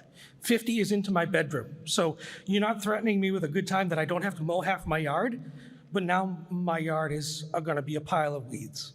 So I can't, as a homeowner, do 25 feet. It's just not applicable. I can do building 50 feet because I don't plan on building anymore, but not maintaining my own yard near the creek, especially something that has a pipe that's been underground for 30 years that hasn't been cleaned, and we have 18 inches of water going down the road. We have problems that we do our best as homeowners to maintain at least the 10 feet, but 25 feet puts it into my garage, which means it's 1/3 of my yard that I cannot mow. So I don't know how to handle 25 feet. It's really beyond us to maintain our yard. And I was supposed to have 2 neighbors here that were supposed to help me because it also affects them. Glad they showed up. I'll have to knock on their door tomorrow. But for those of us who bought property, the 10 feet is something that we abided by. The 25 exceeds basically where our property line is, so it goes into our garage and our homes. So I just need some clarification because I won't be able to mow my lawn. Thank you, sir. Mr. Rubin. Dan Ronan, 1001 Whipple Road. So to the last speaker, the 25-foot and 50-foot no buffer zones, that's the current law today. Nothing is changing about that, and you're allowed to change. You're allowed to mow your property, and nothing about that is going to change. This is only to the RDA process, and the requirements for the 50-foot no-build zone. Most likely, if your house was built, if you're that close to the wetlands, your house is, it's already there. I'm forgetting the term, but you're allowed to do it. It's grandfathered in, essentially. Sir, you can rise again to speak if you would. If Mr. Ronan, if you cede the floor. There's just nothing in the article that grandfathers anything in. So you can say that, but when I have to go for a permit, they can pull it in and say, no, it's 25 feet or 50 feet. You haven't guaranteed me anything in here. So it's nice and I appreciate that, but it doesn't say that I can.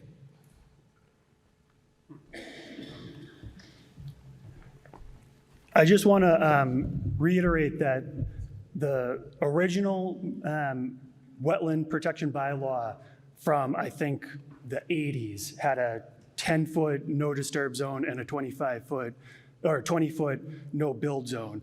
It's been 25 feet no disturb and 50 feet no disturb since the early 2000s. That part of the bylaw has not changed. If you're within the 25-foot or the 50-foot zones, you'd have to come to the commission regardless to do a RDA or a notice of intent. This is only meant to relieve the burden, or besides clarifying the overall bylaw, the RDA process would just be not subject to butter notification. So you could, build landscape and pave driveways still by applying for an application, but some of the costs associated with that would not apply to you anymore. Thank you. Thank you.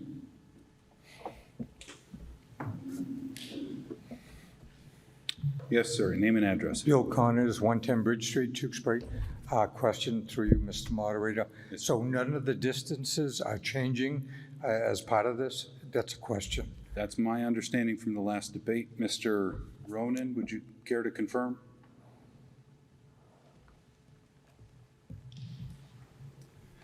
Yes, the current bylaw states it's 25-foot no disturb and 50-foot no build.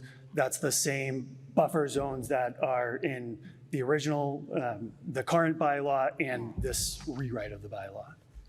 Thank you.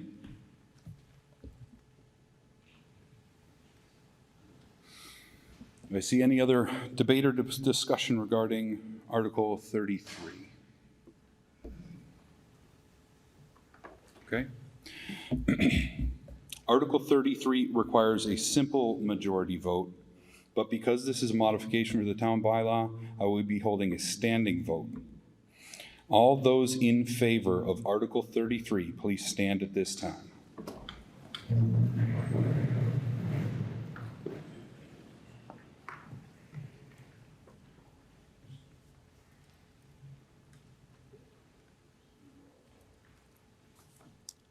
Thank you. All those opposed to Article 33, please stand and be counted at this time.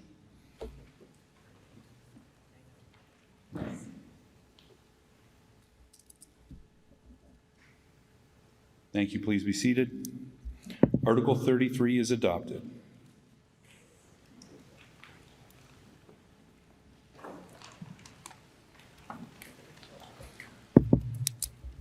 Article 34. Excuse me one moment.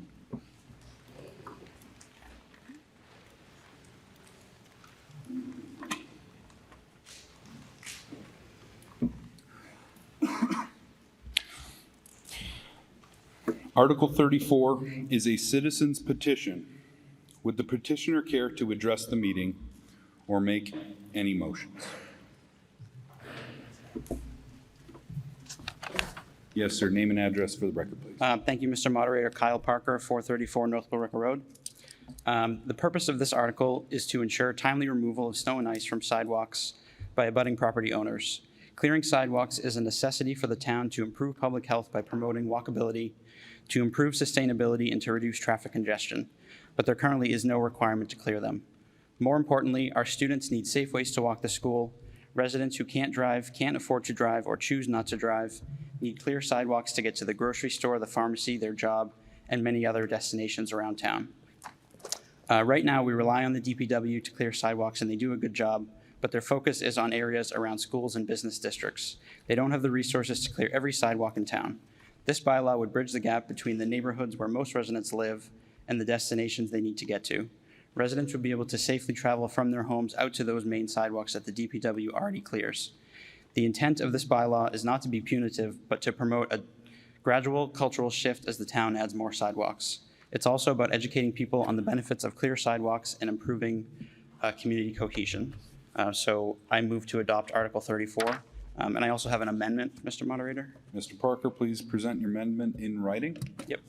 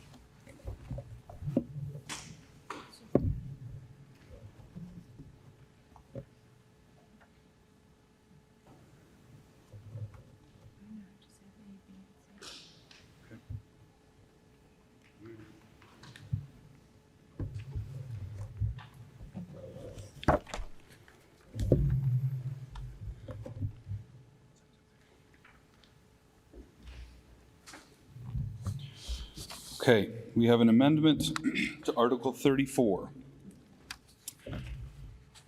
The amendment adds a section D to Article 34.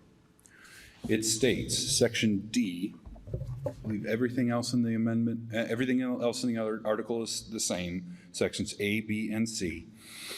Section D would then say, the Select Board may promulgate regulations to implement this bylaw. Waivers shall be available for disabled, seniors, and others with special needs or circumstances as promulgated by the Select Board.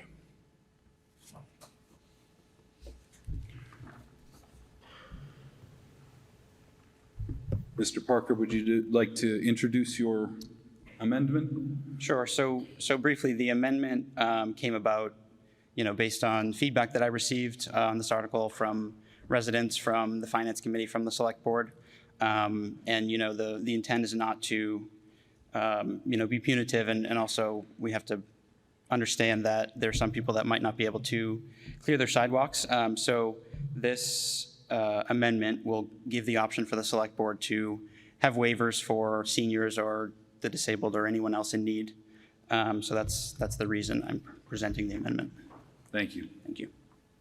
Ma'am, I see you rise to speak, but we have to debate the amendment first. If you wish to speak on the amendment, you're more than welcome.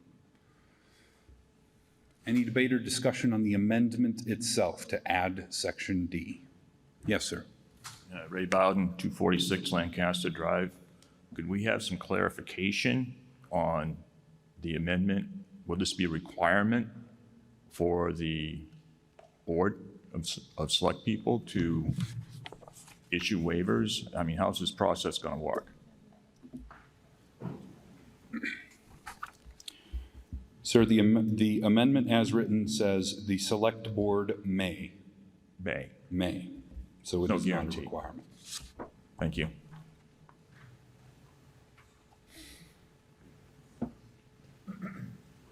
Any other discussion on the amendment to Article 34 to add a Section D? Seeing none, we'll do a majority vote on the amendment only to add Section D.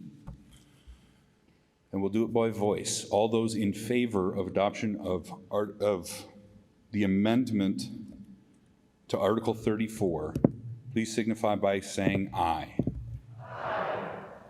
Any opposed? I'm going to move to a standing vote. All those in favor of adopting the amendment, adding Section D to Article 34, please stand at this time. All those in favor of the amendment?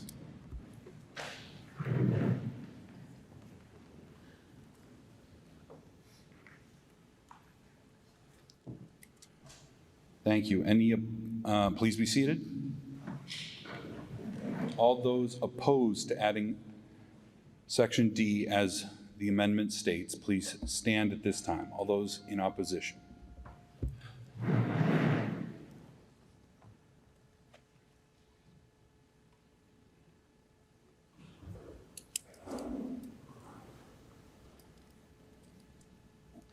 Thank you. Please be seated. On a simple majority to pass, the amendment is joined to Article 34. It is accepted.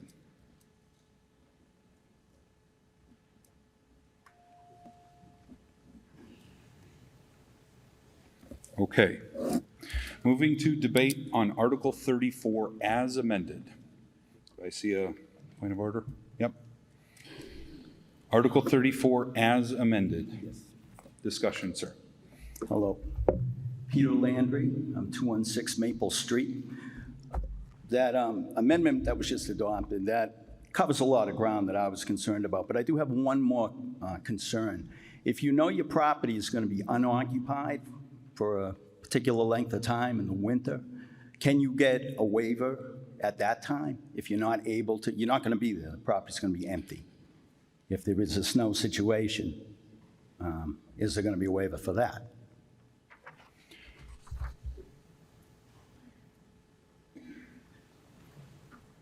It states, I'm just going to read the section again. Okay.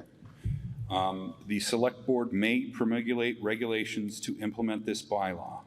Waivers shall be available for disabled, seniors, and others with special needs or circumstances as promulgated by the select board. Okay, So, that kind of covers it, yeah. Thank you. thank you.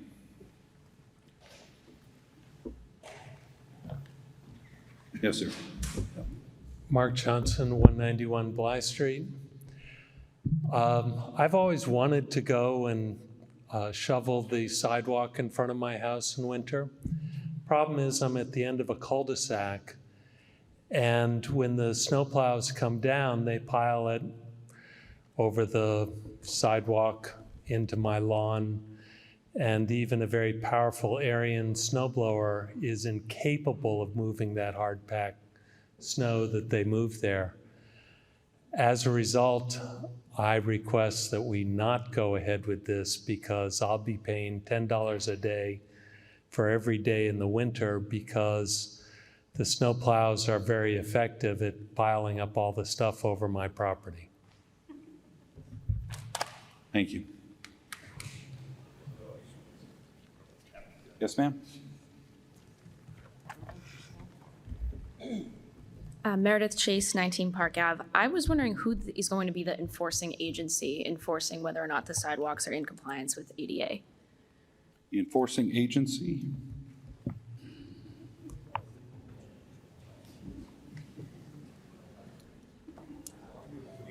Mr. Montori, if you would please answer.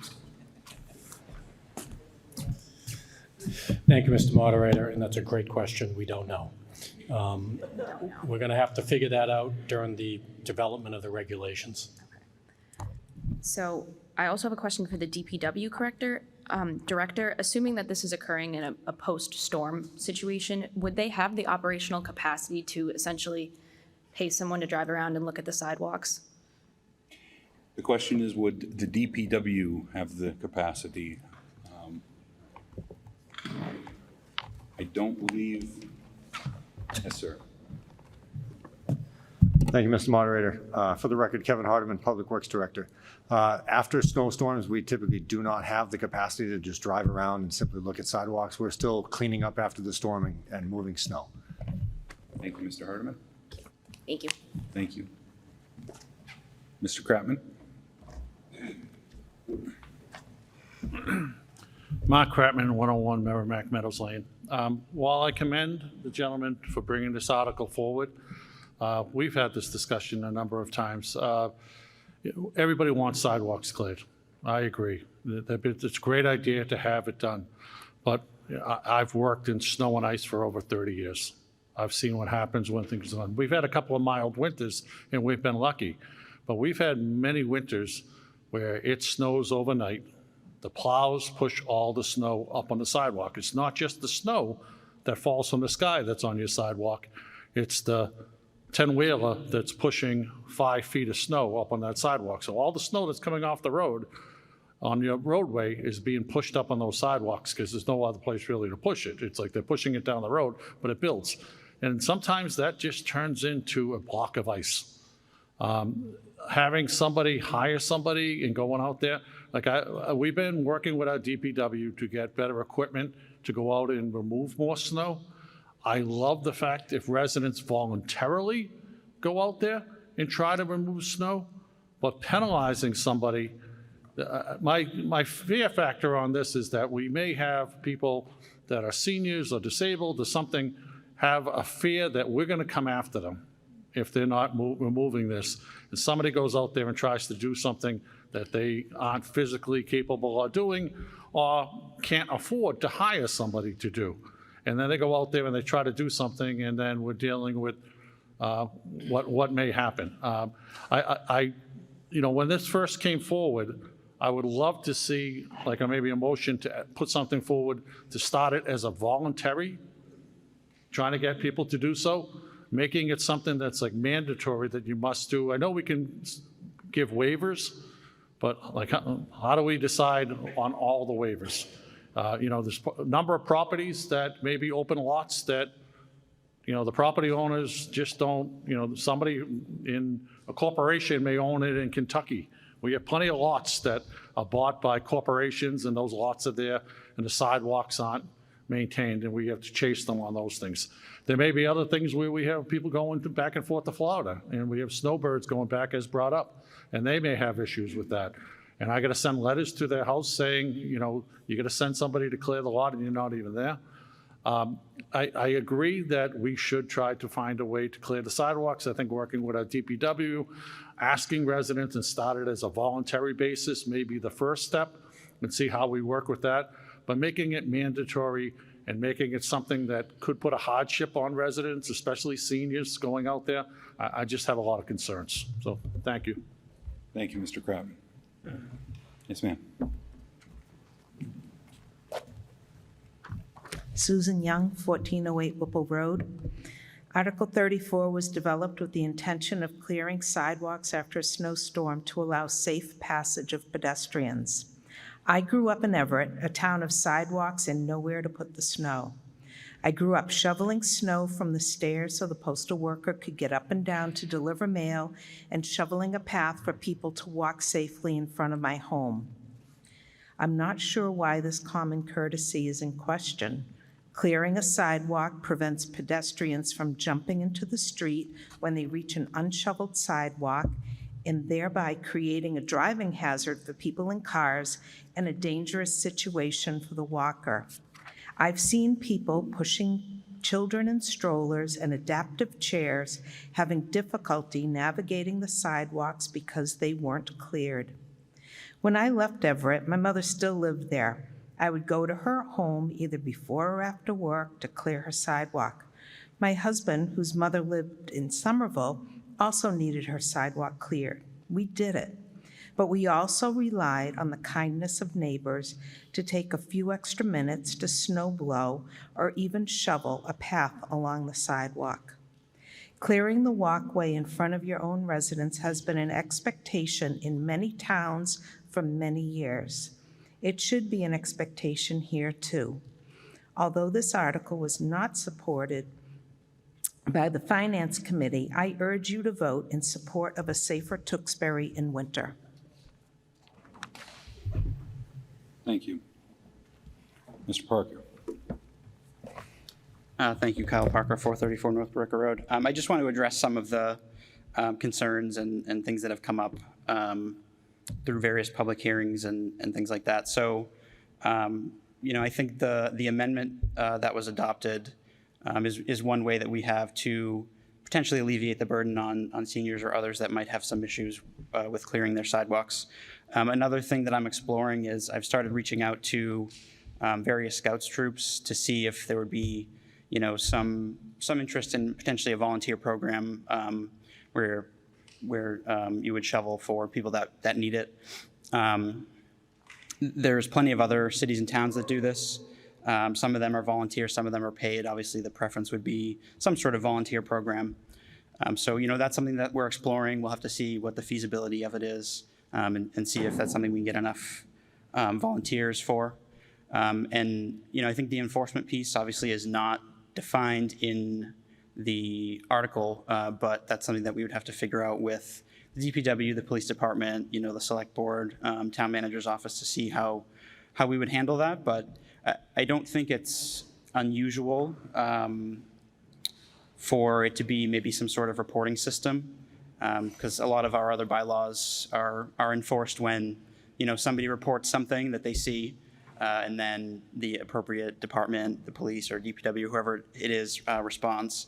One example would be our noise bylaw. I don't think that the police department is driving around with their decibel meters out the window listening for noise violations. I think they would take a call of an issue and respond to it. So I think, something like that would probably be where this would go. But again, that's like the town manager said, that's something that we'll have to figure out. Thank you. Thank you. Yes, sir. John Sarastini, 6 Hinckley Road.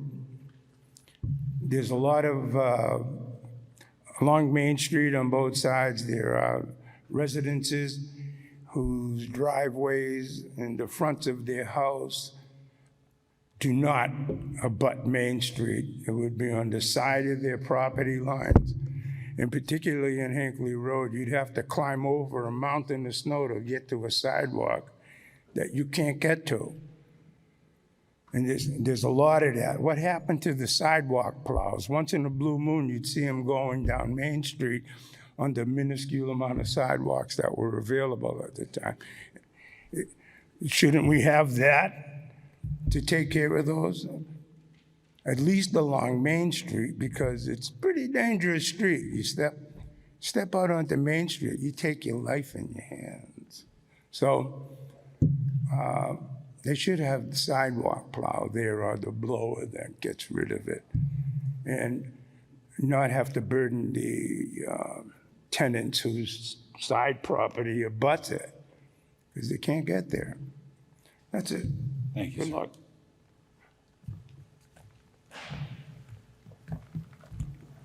Yes, sir.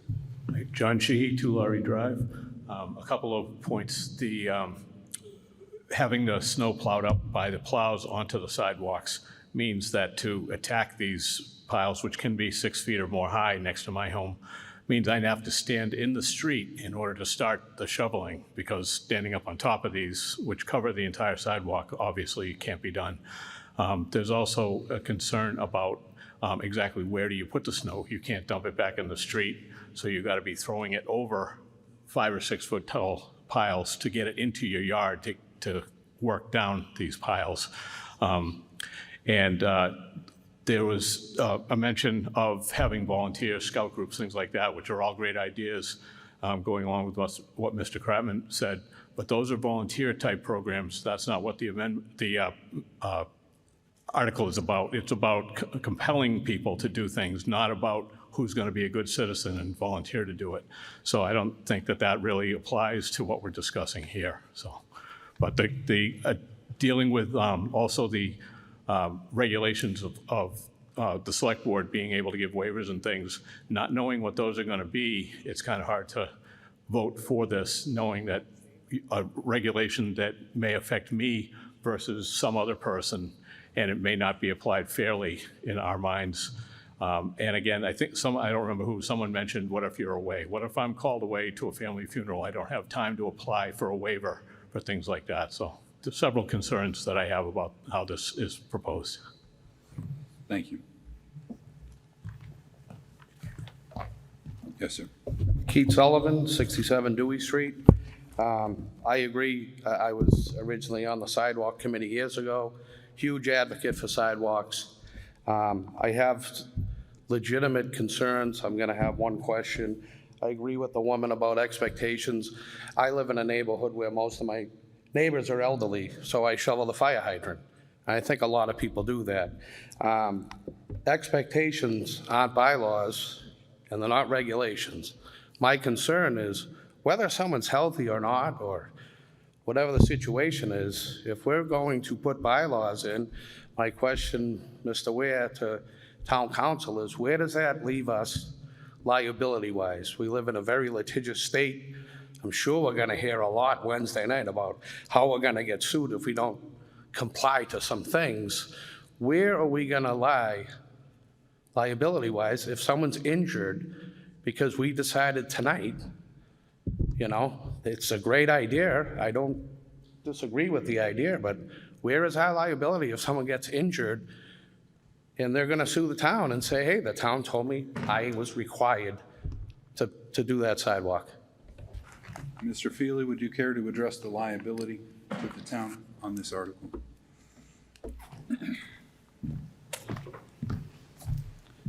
Through you, Mr. Moderator, it's a very good point and a very good question. And if this article were passed, it's something that we would have to deal with in the regulations, really with an emphasis on the waivers so that we would be able to deal with anyone that had an issue. Mr. Sullivan's correct. It would potentially be a liability issue. Thank you. That's all I have. Thank you, Mr. Sullivan. Yes, Jay Delaney, 141 Patricia Drive. Mr. Delaney, you have the floor. The town has forced builders with their bylaws to put sidewalks in.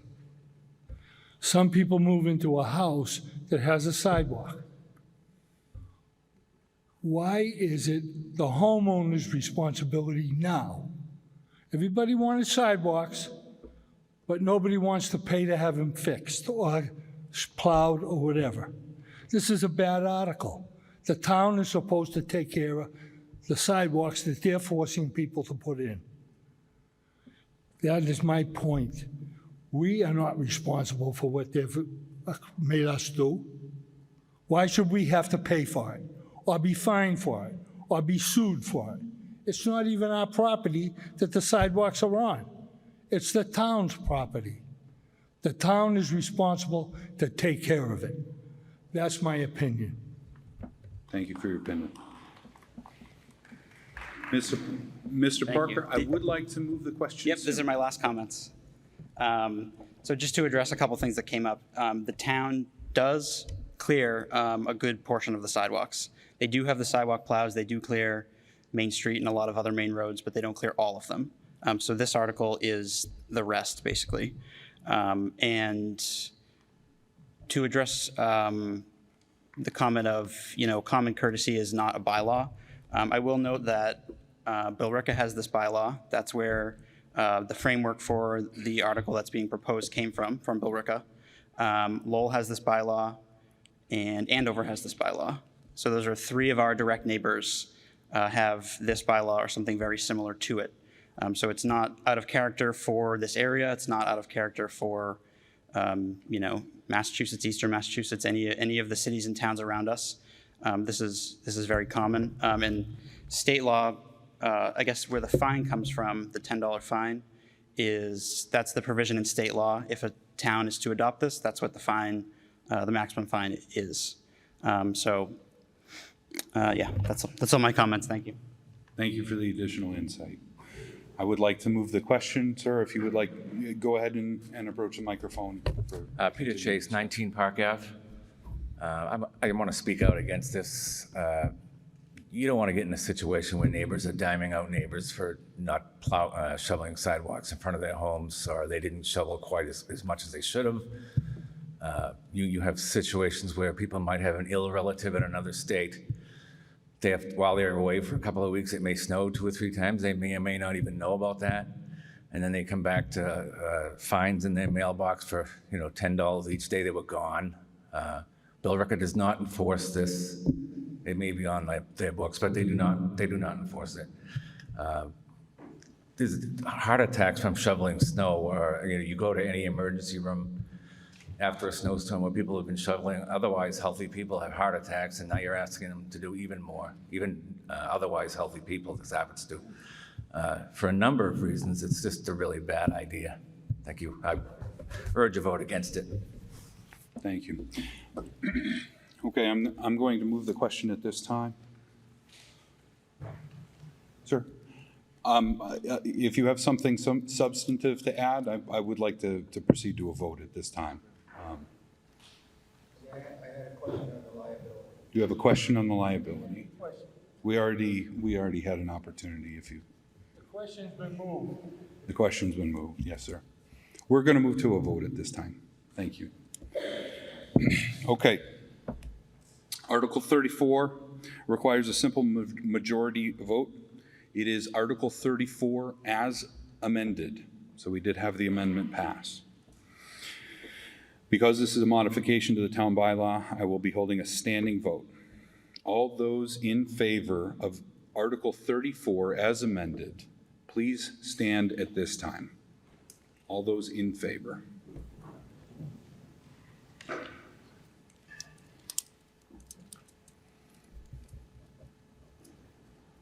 Thank you. Please be seated.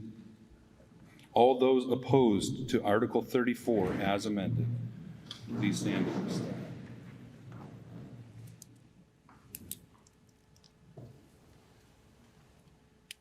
Please be seated. Article is not adopted.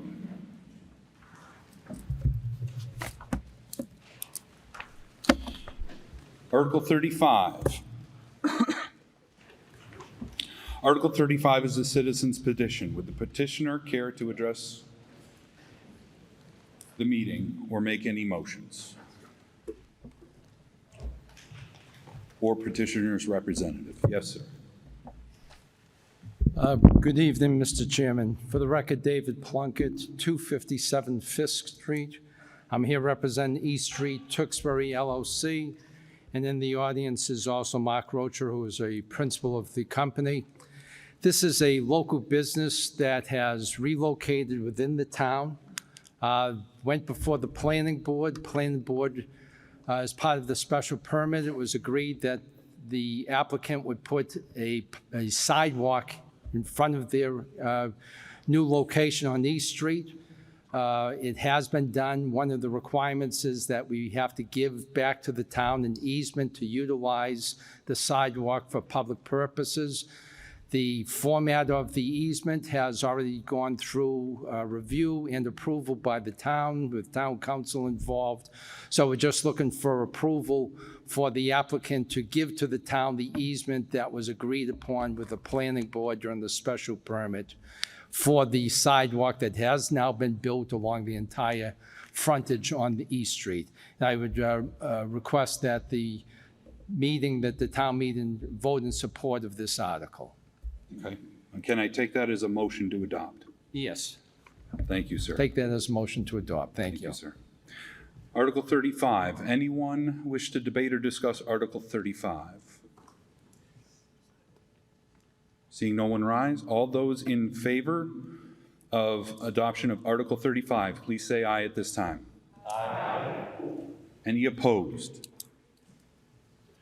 Article 35 is adopted unanimously. We have Article 36 and one item from the consent calendar, just to remind everybody. That one's still hanging out there. Mr. Montori. Thank you, Mr. Moderator. There is an amendment to Article 36 that's on the front page of the supplemental information handout, at the bottom of page 1, and it extends into page 2. The amendment is to strike the amount of $156,903 and insert in its place $157,666. Striking the amount of $143,222 and in its place inserting $145,900. Striking the words and figure a sum of $881 raised from sewer rates, striking the amount of $6,657 and in its place inserting $5,247, and striking $6,143 and in its place $6,519. In addition, on the fourth line down at the end, adding and $300 increase to longevity steps. On the sixth line down, adding the words after increase, after where it says 2.5% salary increase, add and a $200 increase to longevity steps. And then below that, where it says to approve 2.5% salary increase and then add a $200 increase to longevity steps effective July 1, 2026. In addition, on the next page to the chart, under Addendum B, inserting a grade 1, under grade 1, transportation coordinator, and under Group D for hourly, inserting van driver, $18 per hour. And those are the changes. Thank you, Mr. Montori. We have the amendment to Article 36 on the floor, the contents of which are in the first and second pages of your supplemental handout for your review. At this time, we're going to move to discuss the amendment only, the changes made in your supplemental handout. Do I see anyone rising to discuss the changes made in the amendment?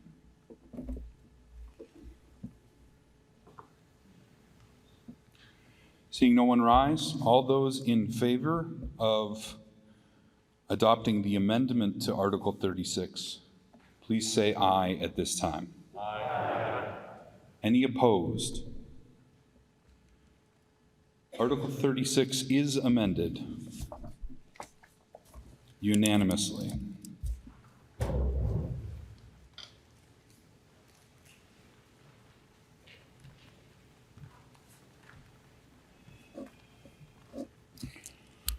Mr. Kosmersky.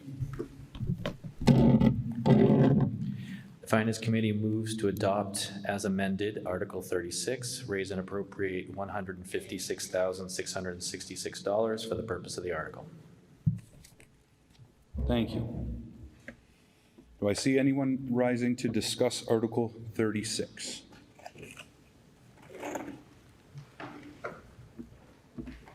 Okay. The town bylaws require the vote on Article 36 to be held by secret ballot. Please remain seated and take a moment to check that your voter ribbon is still clearly shown while I explain the procedure. Election staff will hand each voter displaying their ribbon a secret ballot divided into two parts, yes and no. You will tear your ballot along the perforation. To adopt the article as amended, please place the yes section of your ballot in the ballot box at the doors at the back of the gymnasium and discard your no section into the bucket that the counters have. To defeat the article as amended, place the no section in the ballot box and discard the yes section in the bucket. After you have voted, you must remain outside the gym until voting is concluded, unless accompanied by a police officer for an emergency. After you vote, please exit the gym and stay there. When voting is concluded, the voting boxes will be carried to the front to be counted, and the discarded ballots in the buckets will be secured. Okay? When we begin voting, please stand up Do I have a point of order, question? Yes, ma'am?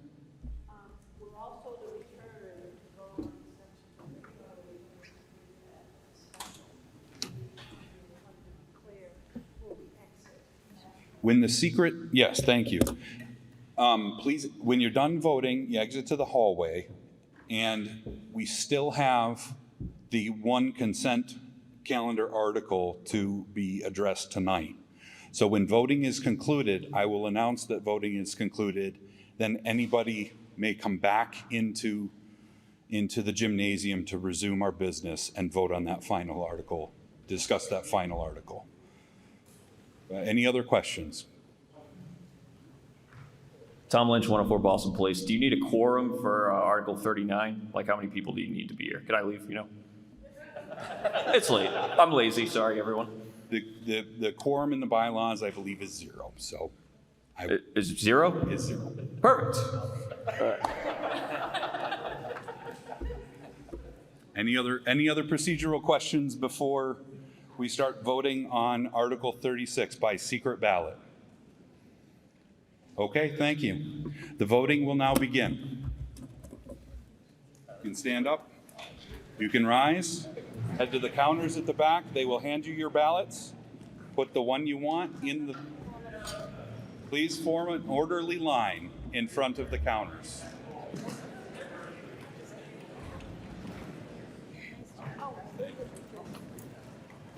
And I remember it's specifically 0. It's not that we don't have one.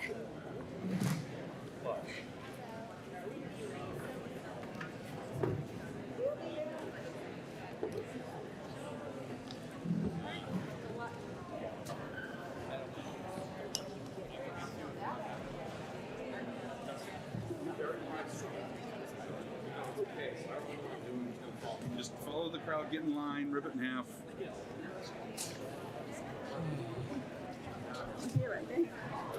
That's why it was. From run.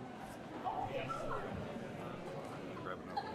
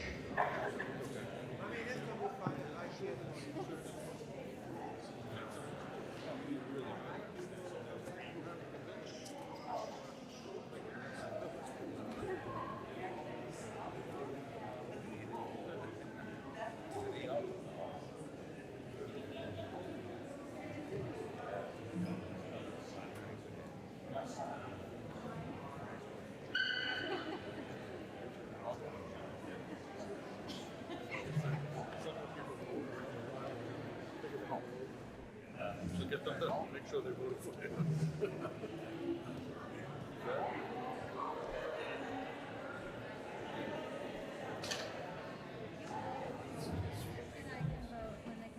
Okay.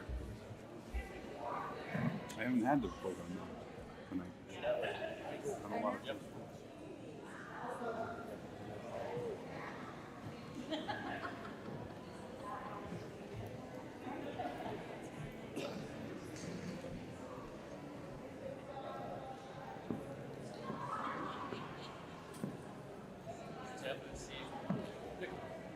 If there are any other voters in the gymnasium, please make your way to the doors at this time before I close the voting.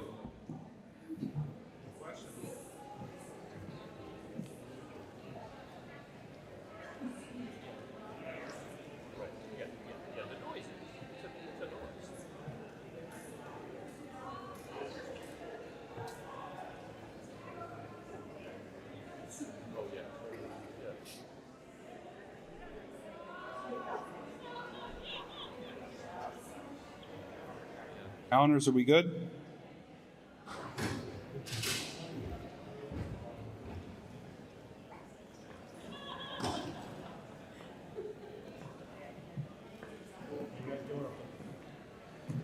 The voting is concluded.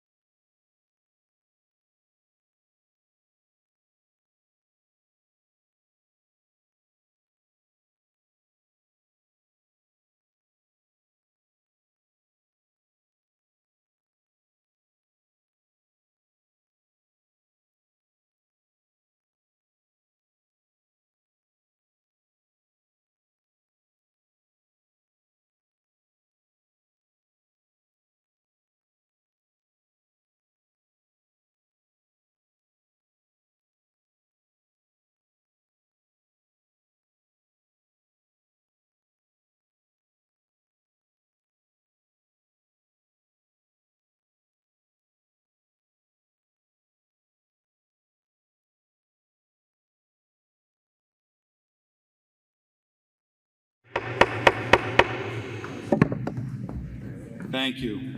And thank you for hanging in there. Article 36. The count is yeas 92, nays 13. The article is adopted. Thank you.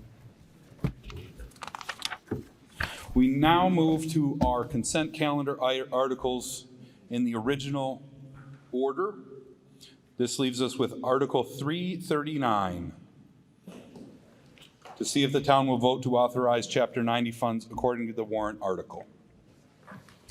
Do I see anyone rise to debate Article 3-39? Ms. Kaplan. Laura Kaplan, 11 Lanaka Road. I wondered if I could beg the indulgence of the town manager or another to confirm how much of the Chapter 90 funds, which is funds that the state provides to the town of Tewksbury for the installation, maintaining, and other for sidewalks in Tewksbury. How much Chapter 90 funds do they give us, does the state give us for sidewalks? Mr. Montori. So in FY '24, the amount we received for Chapter 90 funding is $918,999.22. We are utilizing $76,000 of that money to design a sidewalk on Livingston Street from East Street to Roy's Way. The funding for that sidewalk is coming from a grant that Congressman Moulton secured for us in the amount of $850,000. The Chapter 90 amount we're using next year in FY '25 for sidewalks is $100,000, $50,000 to design a sidewalk on Lower Chandler Street from Whipple Road to Indian Hill. And another $50,000 is being used to design the reconstruction of a sidewalk on Livingston Street from Roy's Way to Hazelfield.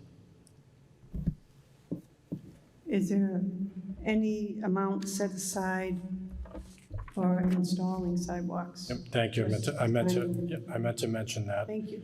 $250,000 was transferred from the stabilization fund this year to for Whipple Road Phase 1, the installation of a sidewalk from Pleasant Street to Ferncroft Road. That's not coming from Chapter 90 money, that's coming from the stabilization fund. The rest of Chapter 90 is going towards roadway work and other transportation improvements. And based on all the discussion here this evening for snow removal on the sidewalks, is it also going to be looked into maybe for another bobcat for removal of snow on the sidewalks to assist those that are unable to clear sidewalks already existing in town? We haven't had that discussion. We have 3 vehicles right now that remove snow on sidewalks. We haven't had any discussion for fiscal year '25 for adding a vehicle or equipment. Thank you. Thank you, Ms. Kaplan. Anyone else rising to speak or discuss Article 3-39? Seeing no one rise? All those in favor of adoption of Article 3-39, please signify by saying aye. Aye. Any opposed? The article is adopted unanimously. This concludes the agenda for tonight. The zoning articles are scheduled for the continuation of this meeting on Wednesday, May 8th at 7:30 p.m., which follows the scheduled special town meeting at 7 o'clock. It has been my pleasure to moderate the annual town meeting. Mr. Kosmersky may have a motion to recess until 7:30 p.m. Wednesday, May 8th. I move to recess annual town meeting until Wednesday, May 8th, 2024 at 7:30 p.m. All in favor, please say aye. Aye. Any opposed? Thank you.